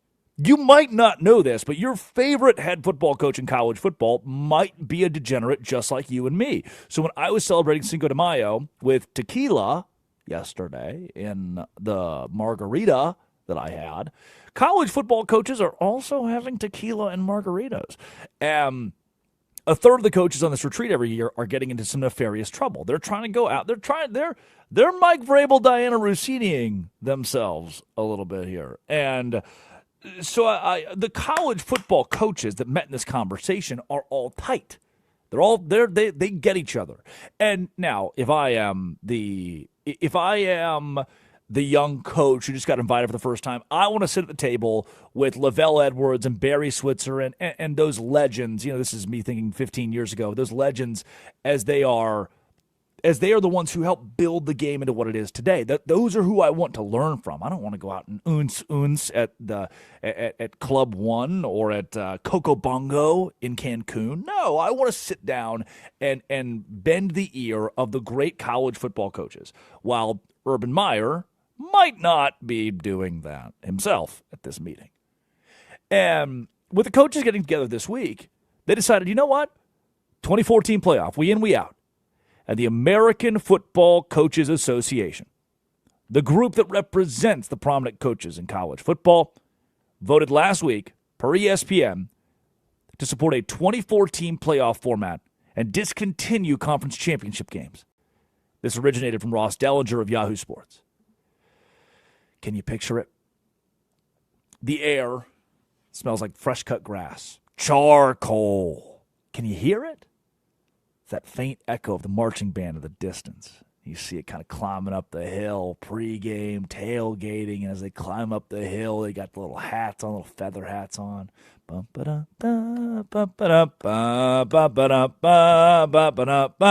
It increases as they get closer and closer. The shift that's coming to college football is going to bring you a Saturday afternoon that you remember from your youth. Now, look, I'm not going to kid you, okay? In the BCS format, you had to win every game. High Oklahoma State 2011, when they lost to Iowa State, wide right and natty light in overtime. And that loss was detrimental to their chances to go with Brandon Weeden, remember Brandon Weeden, and Josh Gordon, I think, to the national championship. Oklahoma State couldn't do that. They lost a game. The BCS was unforgiving. Now, you can go 9-3 in the SEC and still get into the college football playoff. You can. And I'm not going to kid you. We're diluting what Week 8 looks like. You're looking live. It's a must-win game for the Alabama Crimson Tide in Tuscaloosa against the Ole Miss Rebels. You don't get that. You don't get that. There's no must-win game for the contenders anymore. They're squarely in the college football playoff at 24 teams. But man, it's weird. I seem to watch the NFL every week, and never once have I thought, I hate Week 8. Week 8 is brutal. I hate the regular season. It's so diluted. We need something different. We need a stricter playoff system. No, I've always wanted this. Like, hey, I love the current playoff format. I'm fine with it. Half the leagues in the postseason, I don't care. I think those are great teams. It's going to change. You're looking live. It's a Saturday. On the plains of Auburn, the Tigers hosting the Tulane Green Wave in the first round of the college football playoff. That's going to replace the Week 8 must-win Tuscaloosa, Alabama versus Ole Miss, the boys from Oxford. But I'm okay with that. Because where Week 8 used to be your do or die, hey, we understand as the LSU Tigers, if we lose in Week 8 to Missouri, our season is over. We're not going to BCS. You know what that does? It dilutes Week 9, Week 10, Week 11. From there, your chances are nigh. Now, what we just did is we elevated the back end of the season. Oh, you lost 2 games previously in the BCS era. Sorry, you're out. You started 1-2. You could finish 10-2. You're out. I don't like that. I don't like the idea that after 3 games, the other 9 on my team's schedule don't matter because I can't get to a national championship anyway. And we're in an era of college football where it's championship or bust. Gone to the days of, wow, we had a great season. We won the Liberty Bowl. Super excited. No, you win the Liberty Bowl, you fire the damn coach. The SEC has historically leaned towards 16. The Big Ten, the ACC, the Big 12, all for representation. They want 24. The coaches want 24. Fox Sports, ESPN, they're all salivating. TNT, salivating over the idea of 12 new teams, 12 additional teams, 12 additional high-stakes games to bid on. The writing on the wall says that by December 1st of the year of our Lord 2026, the March Madness of winter will be in place. That a 64-team bracket, where anyone could be the giant killer in college basketball, rears its ugly head in college football with a 24-team format. I guess college basketball is now 68, and now 76 after that, or whatever it is. But college football with 24 teams. Losing the conference championship game. What you're going to get is a snowy Saturday in Ann Arbor, Michigan, where, yes, they're 9-3, but they're taking on 9-3 LSU at 2:30 in the afternoon. You're looking live. Ann Arbor, Michigan. They run through the M as the Fighting Tigers of LSU take the field. A crisp afternoon in Fayetteville, Arkansas, with everything on the line. No more neutral site bowls. Now you get more of what you love on-site campus games, best on best, where if you lose, you go home. No longer do we have the winner go home game in Game 3 of the season. Second loss. Well, you're done. Now the winner go home game is at your college football stadium. Or you know what? I can't wait, as a fan of the Arkansas Razorbacks or Baylor Bears, to go on the road and see a game at South Carolina. Whole place packed out. You're wearing your green in enemy territory. You're looking live. That's what we get with 24 teams. I'm in. I'm bought in. Hope is a Saturday staple. And hope just became a whole lot more accessible for college football teams across America. Coming up, it's time for our Idiot of the Day. It's Westwood One Sports and the Westwood One Sports app. Kamikaze Dolphins? The Drake Toll Show. This is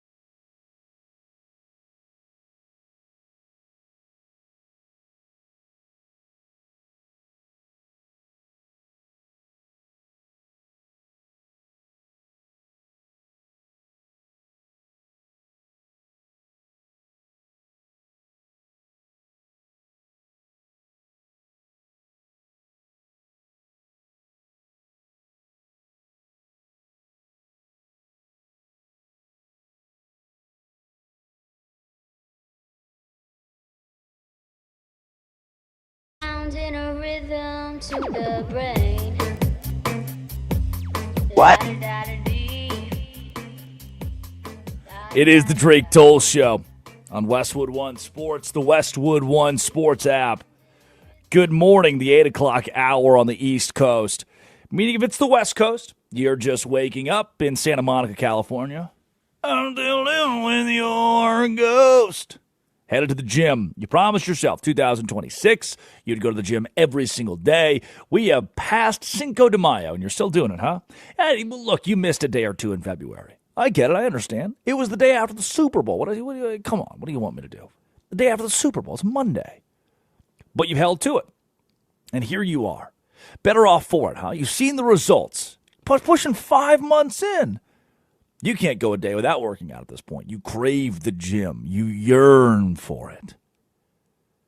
And I'm happy you're here on the Drake Toll Show, Westwood One Sports, the Westwood One Sports app that you get to be graced by the presence of Curtis Poindexter every morning. Big Gunner. I'm standing there in Las Vegas and meeting people who were at the Party Animals versus Loco Beach Coconuts game, and post-game a guy walks up and says, man, you didn't bring Curtis with you? Like, man, oh, wow. There are some real people out there. Max, there are some real people out there that are Curtis Poindexter fans. And I like that. I'll be honest with you. I'm going to say this. It may seem vulgar. It may seem extreme. This might seem kind of dark. If there are 1 million Curtis Poindexter fans, I am one. If there are 10 Curtis Poindexter fans, well, I'm leading the club. There is one Curtis Poindexter fan. He is me. And if there are no Curtis Poindexter fans, I am dead. I've likely been killed by Curtis Poindexter because I've taken my obsession way too far. And he runs the board today alongside Addie Bates. Hey, Addie. Yeah, hey, whatever. Yeah, that's okay. Yeah. Hey, Curtis, do you ever have people say that they like your fingers or they want to be the blanket on your lap? Take that, Curtis. You don't know my life. Hold on. What? People say they like your fingers or want to be the blanket on your lap? Yeah! Have you never looked at our chats on YouTube? What? Yeah, take that, Is that Curtis. real? People are saying that about you? What? Yeah. Yeah, that's what the streets are saying. They like your fingers? Yeah, whenever I would count Curtis down, because I told him during the second segment of the show that he can hit 5 drops. That's his max is 5. So I'll count him every single time. I go 1, 2, 3, 4, 5. And the first time I did that, someone goes, she has such nice fingers. It's like, wow. I didn't know Curtis was on a growth plan. I didn't know Curtis was on a drop growth plan here. What are you imprisoning him for? What are you putting him on the? Again, I said this in the last hour.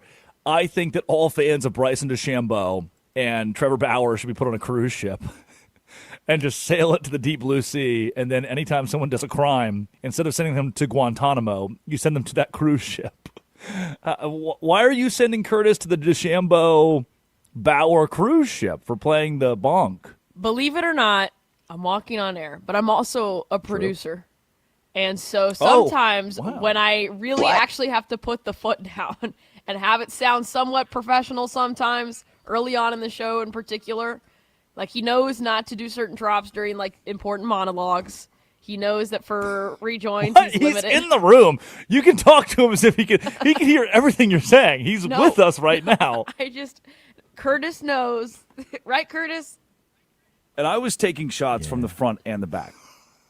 Yes, because that's just what I think him communicating via drops in defiance to you is very funny. I think him not using real human words. I cut them out of the podcast because there's no music in the podcast. So you just hear touch yourself, touch yourself, touch yourself, touch yourself, touch yourself. Now we have good morning for that first one. Over and over. This is the Drake Toll Show. Yep. Good morning. That's good. Touch yourself. I like that. We've created a community of people in the world who, and there is somebody out there who's, and I've never thought about this until today, who's like, what the hell is that noise? That dunk they keep playing. What is that? What that means? What that means? They have no clue what the bonk is. You got to be chronically online to understand the bonk, but it's become its own character. It's the fourth host of the You're show. awake when you know what the bonk is. Yeah, you're no longer a sheeple anymore. I said something in the You've car seen the yesterday. I was inebriated. I will say that. I had some margaritas. Okay. Whoa! You were driving inebriated. No, my roommate drove because she knew I wanted to drink. Also a big me fan. I said everybody's a big Curtis fan. I said something in the car, and as I was talking, I was trying to make an important point about something, and then after the sentence, I go bonk. And anyways, because I was like, I said bonk because I said something in that sentence. Like I sound like I have Tourette's now. I'm just like bonk. Wow. Yes. To the Tourette's community, I'd like to apologize on behalf of Addie. We are an understanding show. We do not like to discriminate against Tourette's. That's not discriminating. Addie did not mean to steal valor. She apologizes, and we will be better next time. Sorry, guys. That's on me. I'm going to open up the window now. If we keeping a buck right now, we ass. Curtis will produce from here on out. It is time for our Idiots of the Day. Idiot of the Day. Idiot! You are an idiot if you think we don't have kamikaze dolphins. At NotWoofers on Twitter tweets, Iranian kamikaze dolphins brought up in the press briefing today. The U.S. government denied that Iran has dolphin suicide bombers, but would not confirm or deny if the U.S. has dolphin suicide bombers. NotWoofers is looking into this, to which Kasai responds with, please tell me you're joking. And boy, are we not. Here's the audio. Secretary Pete Hegseth on kamikaze dolphins. And I can't confirm or deny whether we have kamikaze dolphins, but I can confirm they don't, ultimately. Hell yeah, man. I was Nacho's Lemonheads, my Mako boat. I was taking it out yesterday through the very open strait of Bull River in Savannah, Georgia. And as I was driving around, I saw, in total, I think yesterday, 4 dolphins. Yeah, I saw 4 dolphins. You don't think. No. Are they? You're lucky no, you're alive. That's... You are so lucky you're alive. I cheated death yesterday. I saw 4 possible kamikaze dolphins that could have had bombs strapped to them. Little noise they make. Yes, that's exactly what they sound like. Thank you. The 4 of them, correct, making that noise, did seem friendly, which I guess is part of the shtick. I could see how that would be. They seem approachable at first, and then they blow up. Yes, many dolphins were harmed in the testing of this product. That's a new one for me. Kamikaze dolphins is a new one for me. But what a tactic and what a way for us as a society to beat Iran. They don't have them. We can confirm that. We have intelligence. I like to think... And obliterated, though. I like to think that we captured an Iranian spy and that Pete Hegseth walked in and was like, I know you have them. Tell me now. Tell me to let you go. Tell me. The guy's like, no, please, don't hurt me, please. And Pete's like, we know you have the kamikaze dolphins. How do you put the bombs in them? How do you make it so good? We don't, sir, please. Can confirm, per the government, true, real headline that Iran does not have kamikaze dolphins today. Idiot of the day, Kendrick Perkins. Perk, man, on First Take, just be saying some stuff. We don't have to play all of this, but here's what he had on the San Antonio Spurs. It was the player Anthony Edwards. And by the way, let me start off by telling him thank you. As a former player, thank you, because this is what we've been missing. This is what we've been wanting. The bar has been set. This man is out here playing on 2 hurt knees and told the doctors, I ain't hearing what y'all trying to talk about. I'm going out here and I'm go hoop and push the line for his squad. And so when you think about what he done, Going out there, he came in off the bench. He was efficient. He was effective. He played with passion. And I'm going to say this. I know I picked the San Antonio Spurs to win the championship. And I'm going to say right now that I was wrong. I was wrong. And I'm going to take all the heat that comes with it because they're not going to win this series. They're not going to win this series. I know when a team has that it factor. The Minnesota Timberwolves, they got that it factor.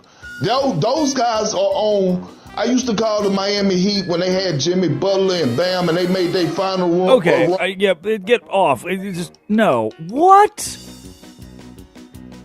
And maybe I need to be more aware of this when I'm doing radio because I can. No, I'm not even that bad at it. Now that I'm thinking about it, he just be saying stuff. Like, if I opened the radio show and said, "Good morning, it's the Drake Toll Show. The Minnesota Timberwolves are going to win the NBA championship because they have that it factor." That's so lazy. Because you can't argue it. What a stupid way to... I don't have the stats to back it up, but they have that it factor. Well, the Spurs are the better team. Yeah, but the Wolves got that dog in them. What? Yeah, well, the Wolves are they're like that. Like, stop just saying things. You're just using words at this point that don't even make sense. They got that it factor.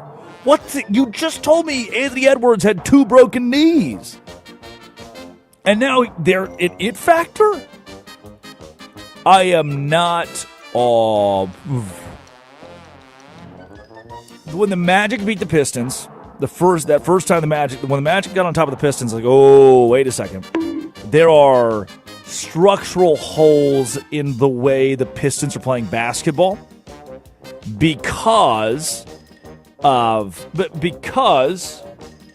the Magic controlled the pace of play. They controlled the game. They played their game.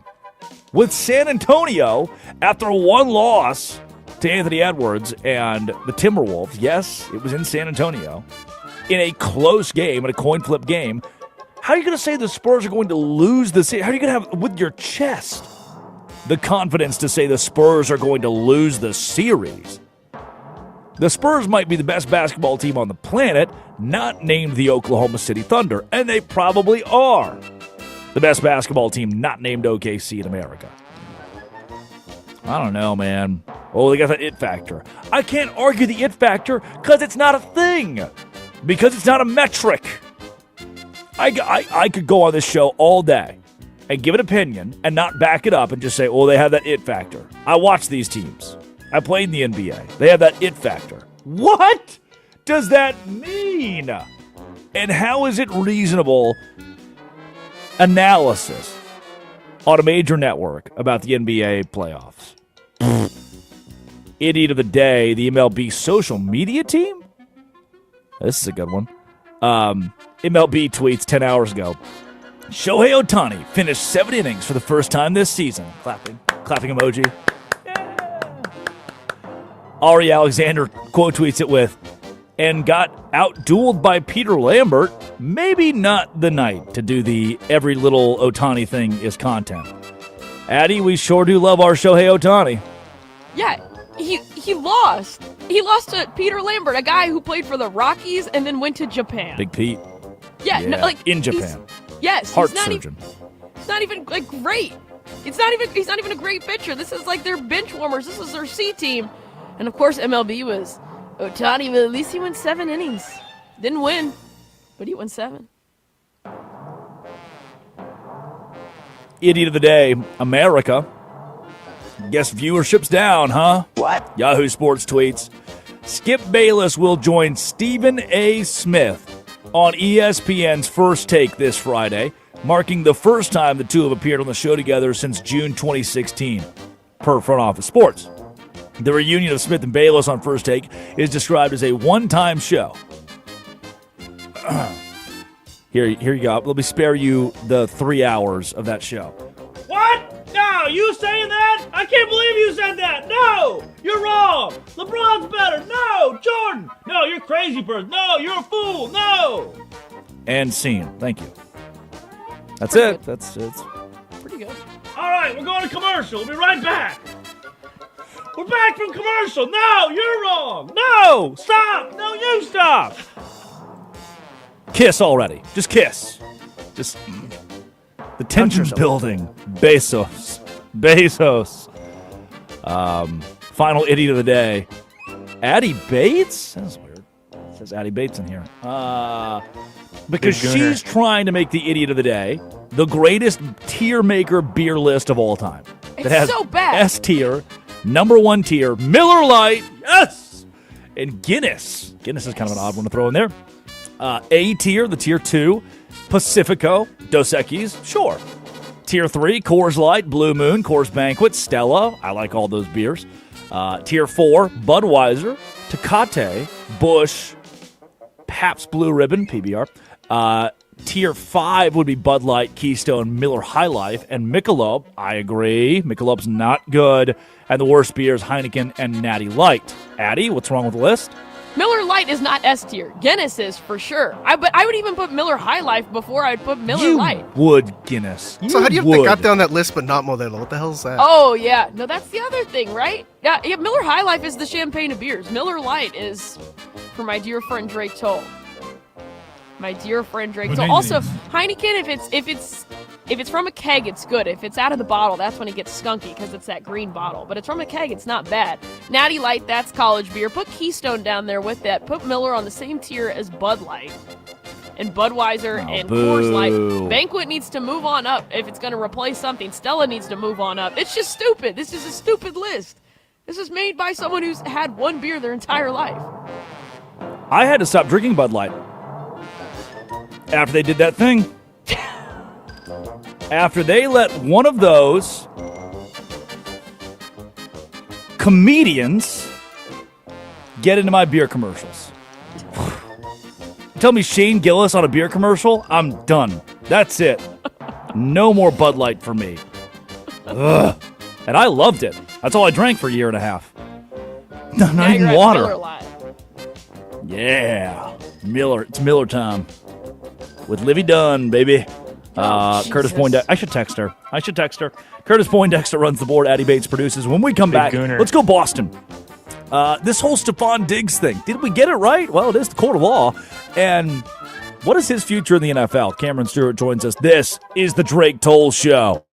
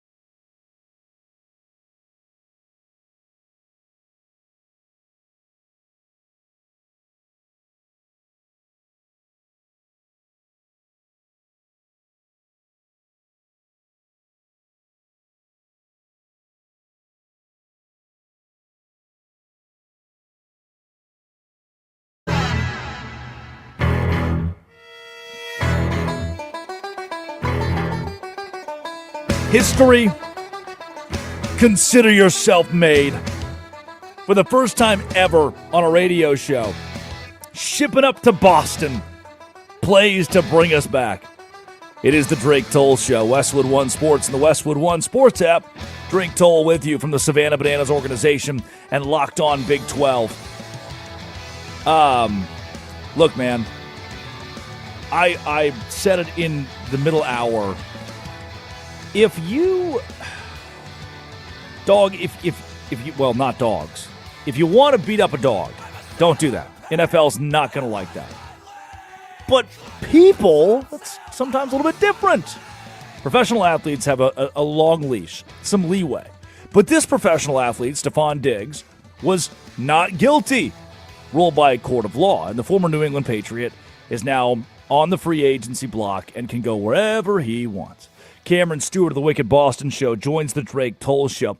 Cam, the now former New England Patriot, Stephon Diggs, who was released in March. We covered that closely. Diana Russini quit her job at The Athletic because she was so innocent. She was too innocent, so she had to quit. Did the Patriots cut Stephon Diggs because he was so innocent? I think it was. I think it was that. And, Bob Kraft, I think, told him, he said, hey, man, I can't guarantee your freedom in court, so I'm going to give you your freedom right now. And I think what the Patriots did was admirable in that instance. And they ended up being correct. Stephon Diggs, at least not guilty. At least that. Yeah, Camp, so this situation from the perspective of a Boston sports fan or someone who covers the New England Patriots, is Stephon Diggs just old news, or is there an air about Boston that maybe the 1,000-yard receiver should have been kept around come next season? That's an interesting question, Drake. Considering all that has happened in Boston sports the last couple of weeks, I think that is what has made it old news here, not even the fact that Diggs was released, because if we didn't have this whole Vrabel Rossini thing, if we didn't have the Bruins off of luck and the Celtics with one of their biggest chokes ever and the Red Sox being a disaster, I think that would be a part of the conversation. Even if there was even if there was still the A.J. Brown rumors, and that being almost a certainty at this point that he's going to be a Patriot in less than a month, I think there would still be that conversation of well, now you can have both. And how is Stephon Diggs restructure it? He's going to be cheap now, People are going to still be scared off by this, and you can have 2,000-yard receivers for the price of 1.5. I do think that would be more of a topic, and it probably will be when Stephon Diggs takes a huge pay cut to go play wherever he's going to play next year. And A.J. Brown is causing drama on the sidelines by week 5, and Pop Douglas still can't find a way to get open. I think that discussion might come back up then.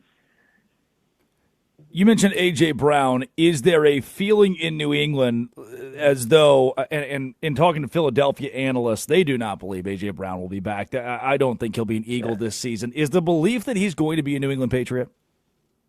Yeah, big time. It's a weird situation in that I can't remember a time the Patriots had a situation like this where we were just waiting to get to June 1st to acquire somebody, let alone acquire such a big name. Usually we're waiting to cut most teams are waiting to cut somebody by June 1st or on June 1st. And it's not usually the other way around, but yeah, dude, there's a ton of excitement here around that. Again, as I kind of alluded to, it's one of the few things we're excited about in Boston sports right now. But yeah, it feels like a foregone conclusion, and all those rumors and all, the ones you see on Twitter, right? He's looking at a house in Westwood and he's trying to sign up his kid for the youth hockey league. Those were all before the Schefter report a few weeks ago that it looked like it was going to happen.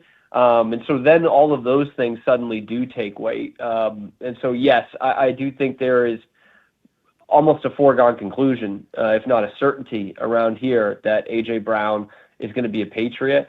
And that is something that the Patriots fans have been desperate for years. I know there's not a lot of sympathy for Patriots fans, right? But we have been looking for a big play kind of receiver like this. Not Nelson Aguilar, not Devontae Parker, not even Stephon Diggs, who had a good year for the Patriots. And I think that was a real positive in terms of the on-the-field stuff. But this kind of guy, outside receiver, third down, open, big play, can take the top off a defense, someone that the defense has to game plan for. They have not had a receiver like that in a long time. Probably, honestly, since Randy Moss, did you have a receiver that the other teams had to truly game plan around. Gronk was certainly that too. But in terms of receiver, I think it's been a while since Patriots and the Patriots fans have been able to whet their appetite like this. A lot of folks, Cam, they put the tinfoil hat on and they believe that Diana Rossini and Mike Vrabel and A.J. Brown, that's all connected to her husband and somehow tied together the Eagles. I don't think that her role, if any, was substantial in getting A.J. Brown to New England. But I do know that this is a story that could still rear its ugly head moving forward from Mike Vrabel. As Rossini has mentioned, she's got a tell-all in the works and could spill some more beans on this whole thing. Is there any piece of information that could come out of Diana Rossini at this point that would lead Robert Kraft to canning Mike Vrabel? I have been thinking a lot about that, and I just don't think there is. And maybe this is me just looking at it from a fan standpoint, like not to say that these things have not been juicy, or even that other owners might have forced him to resign by now, but I just don't know what else there's going to be. Obviously they've clearly been sleeping together for a while, allegedly, but pretty obviously, for years now. And there's the private getaway. There's all these rumors swirling around about Mike Vrabel fathering one of her children. At that point, I'm like, how are we getting worse than this? Like, truly, how are we getting worse than this? They did not consummate the child in the Patriots facility, so that's crossed off the list. But, what else could come at you? I'm interested to see what comes out about the rest of the league. And I guess even more of Mike Vrabel, if there's more there, if Diana Rossini does do this tell-all, I think it'll be really interesting. This could be our generation's Ball 4, the Jim Bouton book, or Juice, the Jose Canseco book. Like, this could be the groundbreaking one. But no, I maybe I'm being naive about it. I just don't know what else would have to come out with this to force Mike Vrabel to resign or straight out fire Mike Vrabel. Cameron Stewart at Real Cam Stewart on Twitter, joining the Drake Toll Show from the Wicked Boston Show. Cam, you alluded to it earlier. I buried the lead as long as I could. The last time we had you on, the discussion was the Boston Celtics winning a game on the road in Game 6 to close out the series against the 76ers. And the road team having success in that series is one of the things that led to your analysis. And now a week later, the bottom falls out in Boston. What is the air? I'm going to leave it pretty general here for you. What is the air around the Boston Celtics if you ask the casual fan in Winthrop, Massachusetts? It's an embarrassment.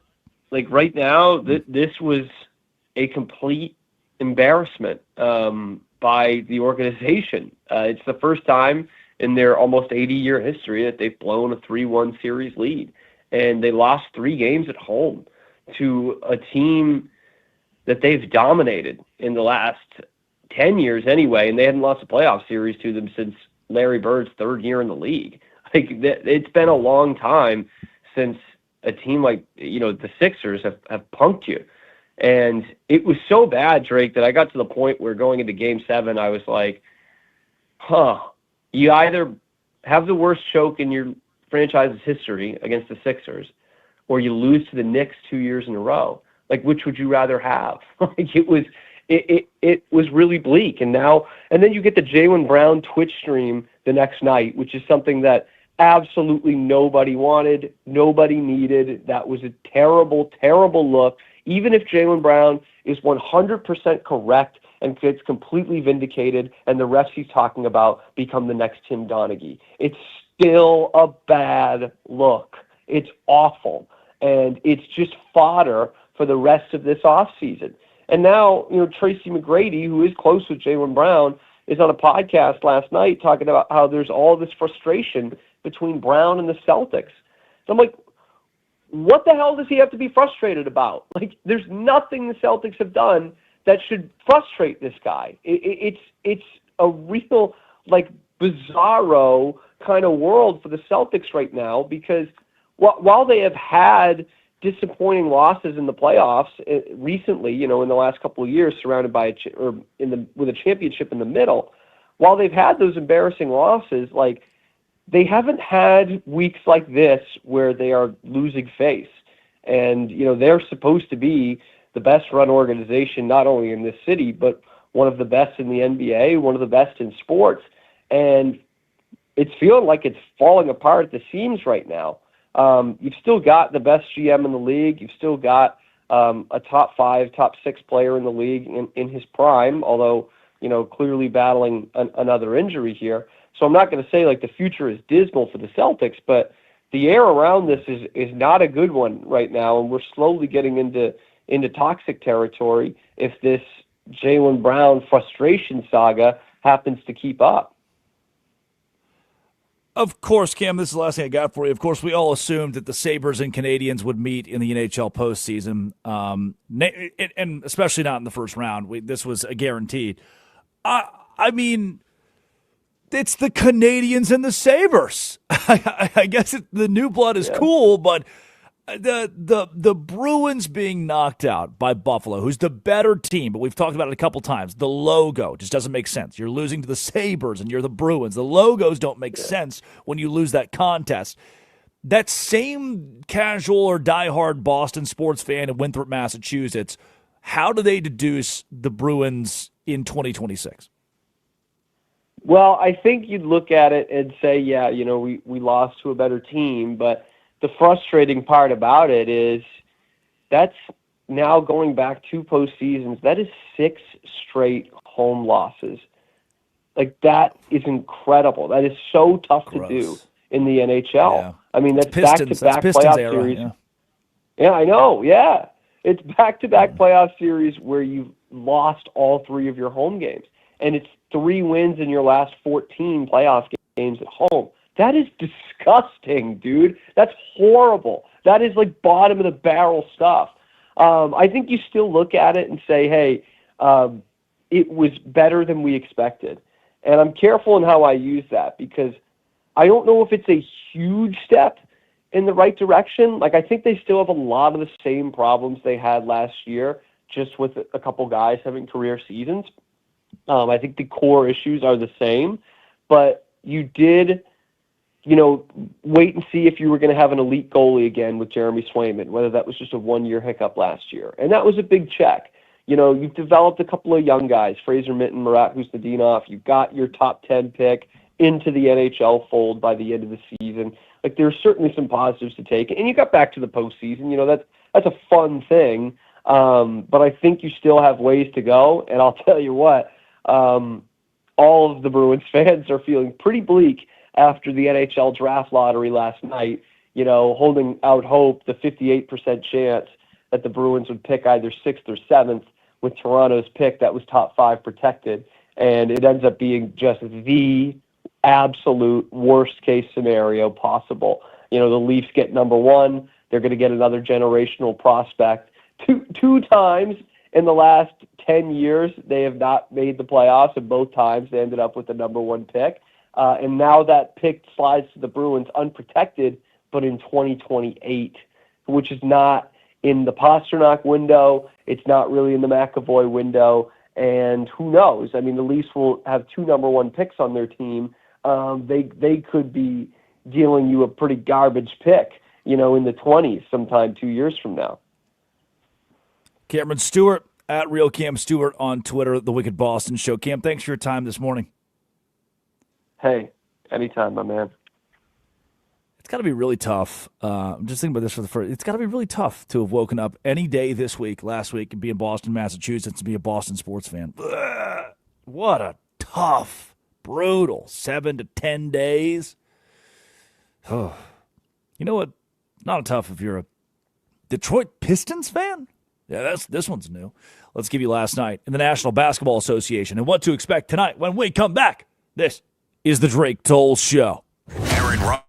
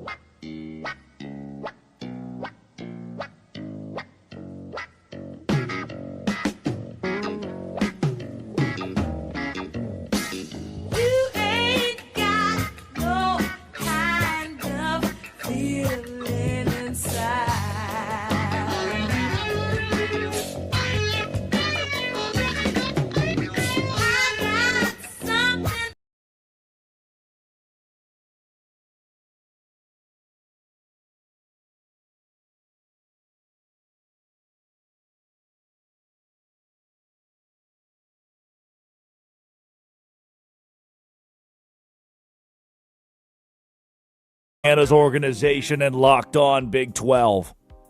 And most importantly, in this context, the Drake Toll Show. Westwood One Sports is one of the great brands. I mean, you were a kid and you would listen to the Super Bowl. Whoa, holy. You would listen to the Super Bowl, or you would some of America's greatest events, the Final Four, or a Jason Benetti comes on, or an Ian Eagle comes on, a Kevin Harlan. Like, wow, man, that's Westwood One Sports. And then a Curtis Poindexter comes on. You're like, yeah, man, also Westwood One Sports. How crazy is that? And then Addie's cross-eyed cat thing. That is Sinatra. This makes sense. Sinatra, a female cat, by the way, named Sinatra. Nancy. Okay. It's still a Sinatra. Sinatra. Just reverse it around there a little bit. She can hear you. Last night in the National Basketball Association, I went to a Mexican restaurant yesterday, margaritas, and I walked into Cancun too. And I walked into Cancun too, the local Mexican restaurant here in Wilmington Island, your family Mexican restaurant, good stuff. And somebody looks at me and they say, they're passing out free shots. No, they're not. Yeah, they are, man. I didn't believe them. I got there at 6:30, didn't get sat until 7 o'clock, 7:05. 7:20 comes around, and somebody starts just whipping around one of those little noisemakers. What the hell is going on over there? It was shot time. 7:20 was shot time. And they march around this little plate, and you grab it. They put the tequila shot in what looked like communion, those little communion serving cups. And then, here you go, whole table, cheers, salud, Cinco de Mayo. And also with you. Then you drink the shot. And it tasted terrible. It was bad. It was like they mixed bottom shelf tequila with Malort and a hint of, can I say gooch? Or no? Only if you talk about the sheriff. You've already said it. You've already said it, so what does it matter now? And I was taking shots from the front and the back. Gooch sweat. That's what I was going for there. And I take the shot. Correct. I take the shot, and I was like, thank you. And it was terrible. But it was still a tequila shot. Last night, the Thunder beat the Lakers by a final score of 108-90. Losing's terrible. Being close, kind of hovering around for most of the game. The Lakers being in the contest. Oh, you're down by 4. Now you're down by 7. Now you're down by 10. Now you're down by 3. Now you're down by 8. Now you're down by 6. Now 11. So you're always hovering around there. You get to the end of the game, and you lose 108-90. You lose by 18 points. But you turn the ball over 20 times. You didn't play your best basketball. LeBron James is your leading scorer. You don't have Luka Doncic. You get to the end of the night, and you're like, you know what? Damn, that shot tasted terrible. That was gross. But it still kind of got the job done. Lakers fans should walk away from that game going, ugh, yucky. But at least I got a free tequila shot. So as bad as it is when your neighbor comes over and mows your lawn. Your neighbor's like, I'm mowing my lawn. Look at his lawn. His lawn, so I'm going to go mow your lawn. Your neighbor comes over, they mow your lawn. And they screw it all to hell. They do a bad job. It's uneven. They make a bunch of ruts. The grass is now, it's like half of it. But the real dilemma here is that the neighbor mowed the lawn. It's the great gesture. The free shot's a great gesture. There's that thing that cradles you. In the middle of this disappointment, in the middle of this shame, in the middle of a loss, there's a cradle where you go, well, guess it wasn't that bad. I guess this is kind of what's supposed to happen. This is kind of what's supposed to happen when your neighbor mows your lawn. Is it supposed to be bad? This is what's supposed to happen when you go to the slop Mexican restaurant right next to your house. It has that same name, El Rancho, the ranch. La Chupacabra. That's what the shot is supposed to taste like. It's supposed to be bad. You knew that. When you're a Lakers fan, you knew going into this game the shot wasn't going to taste good. I mean, All right, well, it happened. At least we're all here, right, guys? Well, at least we have the gift of life today. At least we have a free shot. At least somebody mowed our lawn. That's the perspective the Lakers fans should take today. Is at least there's some sort of infrastructure to cradle your sweet little soul at the very end and make you feel like, hey, I'm still seen. 108-90. The Lakers may not win a game in this series, but at least you're here, man. There's the positive. At least you got a tequila shot. You know, because some people are in Guantanamo. At least we're in round 2 of the playoffs. Pistons 111, Cavaliers 101. I think if you're the Cavs, same thing. Well, shoot, we were supposed to lose. Could have been worse. We were tied with 5 minutes to go in the game. Could have been worse. So you know what? We got a tequila shot too. And ours sucked just as bad. But I'm not about to complain about a free tequila shot. I'm not about to complain about being here and playing a team that's way better than us, and at least we tried. That's all you can hope for. That's all you can hang on to is I guess we're here. And tonight in the association, the 76ers and the New York Knickerbockers. Those Bockers at home in Madison Square Garden. The Timberwolves and the Spurs in San Antonio Frost Bank Center. Anthony Edwards is back. Victor Wembanyama. The Spurs are 9.5-point favorites after losing Game 1, 104-102 outright. And the Knicks dominated the 76ers. They tried to take a 2-0 series lead at home in Madison Square Garden. They probably will. Addie Bates producing. Curtis Poindexter runs the board. It's time for Woozic Wednesday. Yeah, bring in Music Monday. Make it today. Addie, let's do it. All righty. Yeah, this is my favorite one, and you weren't here on Monday, so I was like, we're bringing it back. So here's your first song, Curtis. Just waking up in the morning, gotta thank God. I don't know, but today seems kind of odd. Okay, there's one. Second one.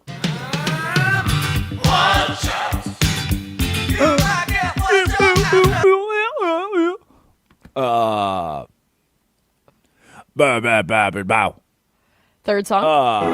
Each time I see you again.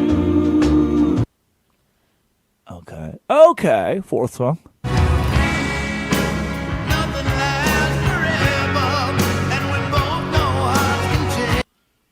Oh. Okay. Fifth song. Don't you think I know exactly where I stand? This world is forcing. Oh no. Okay. Let's hear the first one again. Just waking up in the morning, gotta thank God. I don't know, but today seems kind of odd. I mean, I have no clue. What kind of day is it? No clue. You don't know that song? Wednesday? I don't know. It's a good day? Yes. It was You're a good welcome. day. Yes. It was a good day by who? Ice Cube.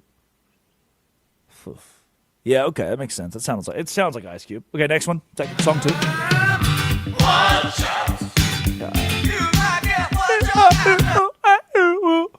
Burn it down the house. It's burning down the house. Yes. Bowie? Talking Heads. David Byrne's lead singer. Talking Heads. Okay. Well, that's Bowie enough. Close enough. Song 3. Each time I see you again. Patsy Cline. Name that tune. I Fall to Pieces. Damn it. That's a popular one, too. Okay, song 4.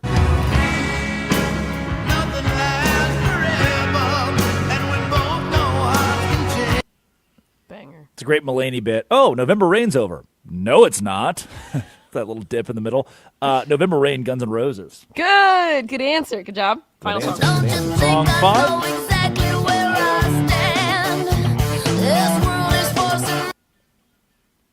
I'm Just a Girl. Just a Girl. Oh. No doubt. Blondie. No doubt. It's not Blondie. No doubt. Who is Actually, no doubt. No doubt. it? It's No Doubt? Yes. The band, No Doubt? Yes, the band is called No Doubt. Oh.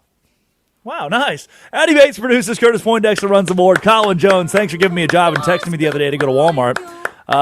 Shout out to Bruce Gilbert, Armin Williams, Ryan McGuire.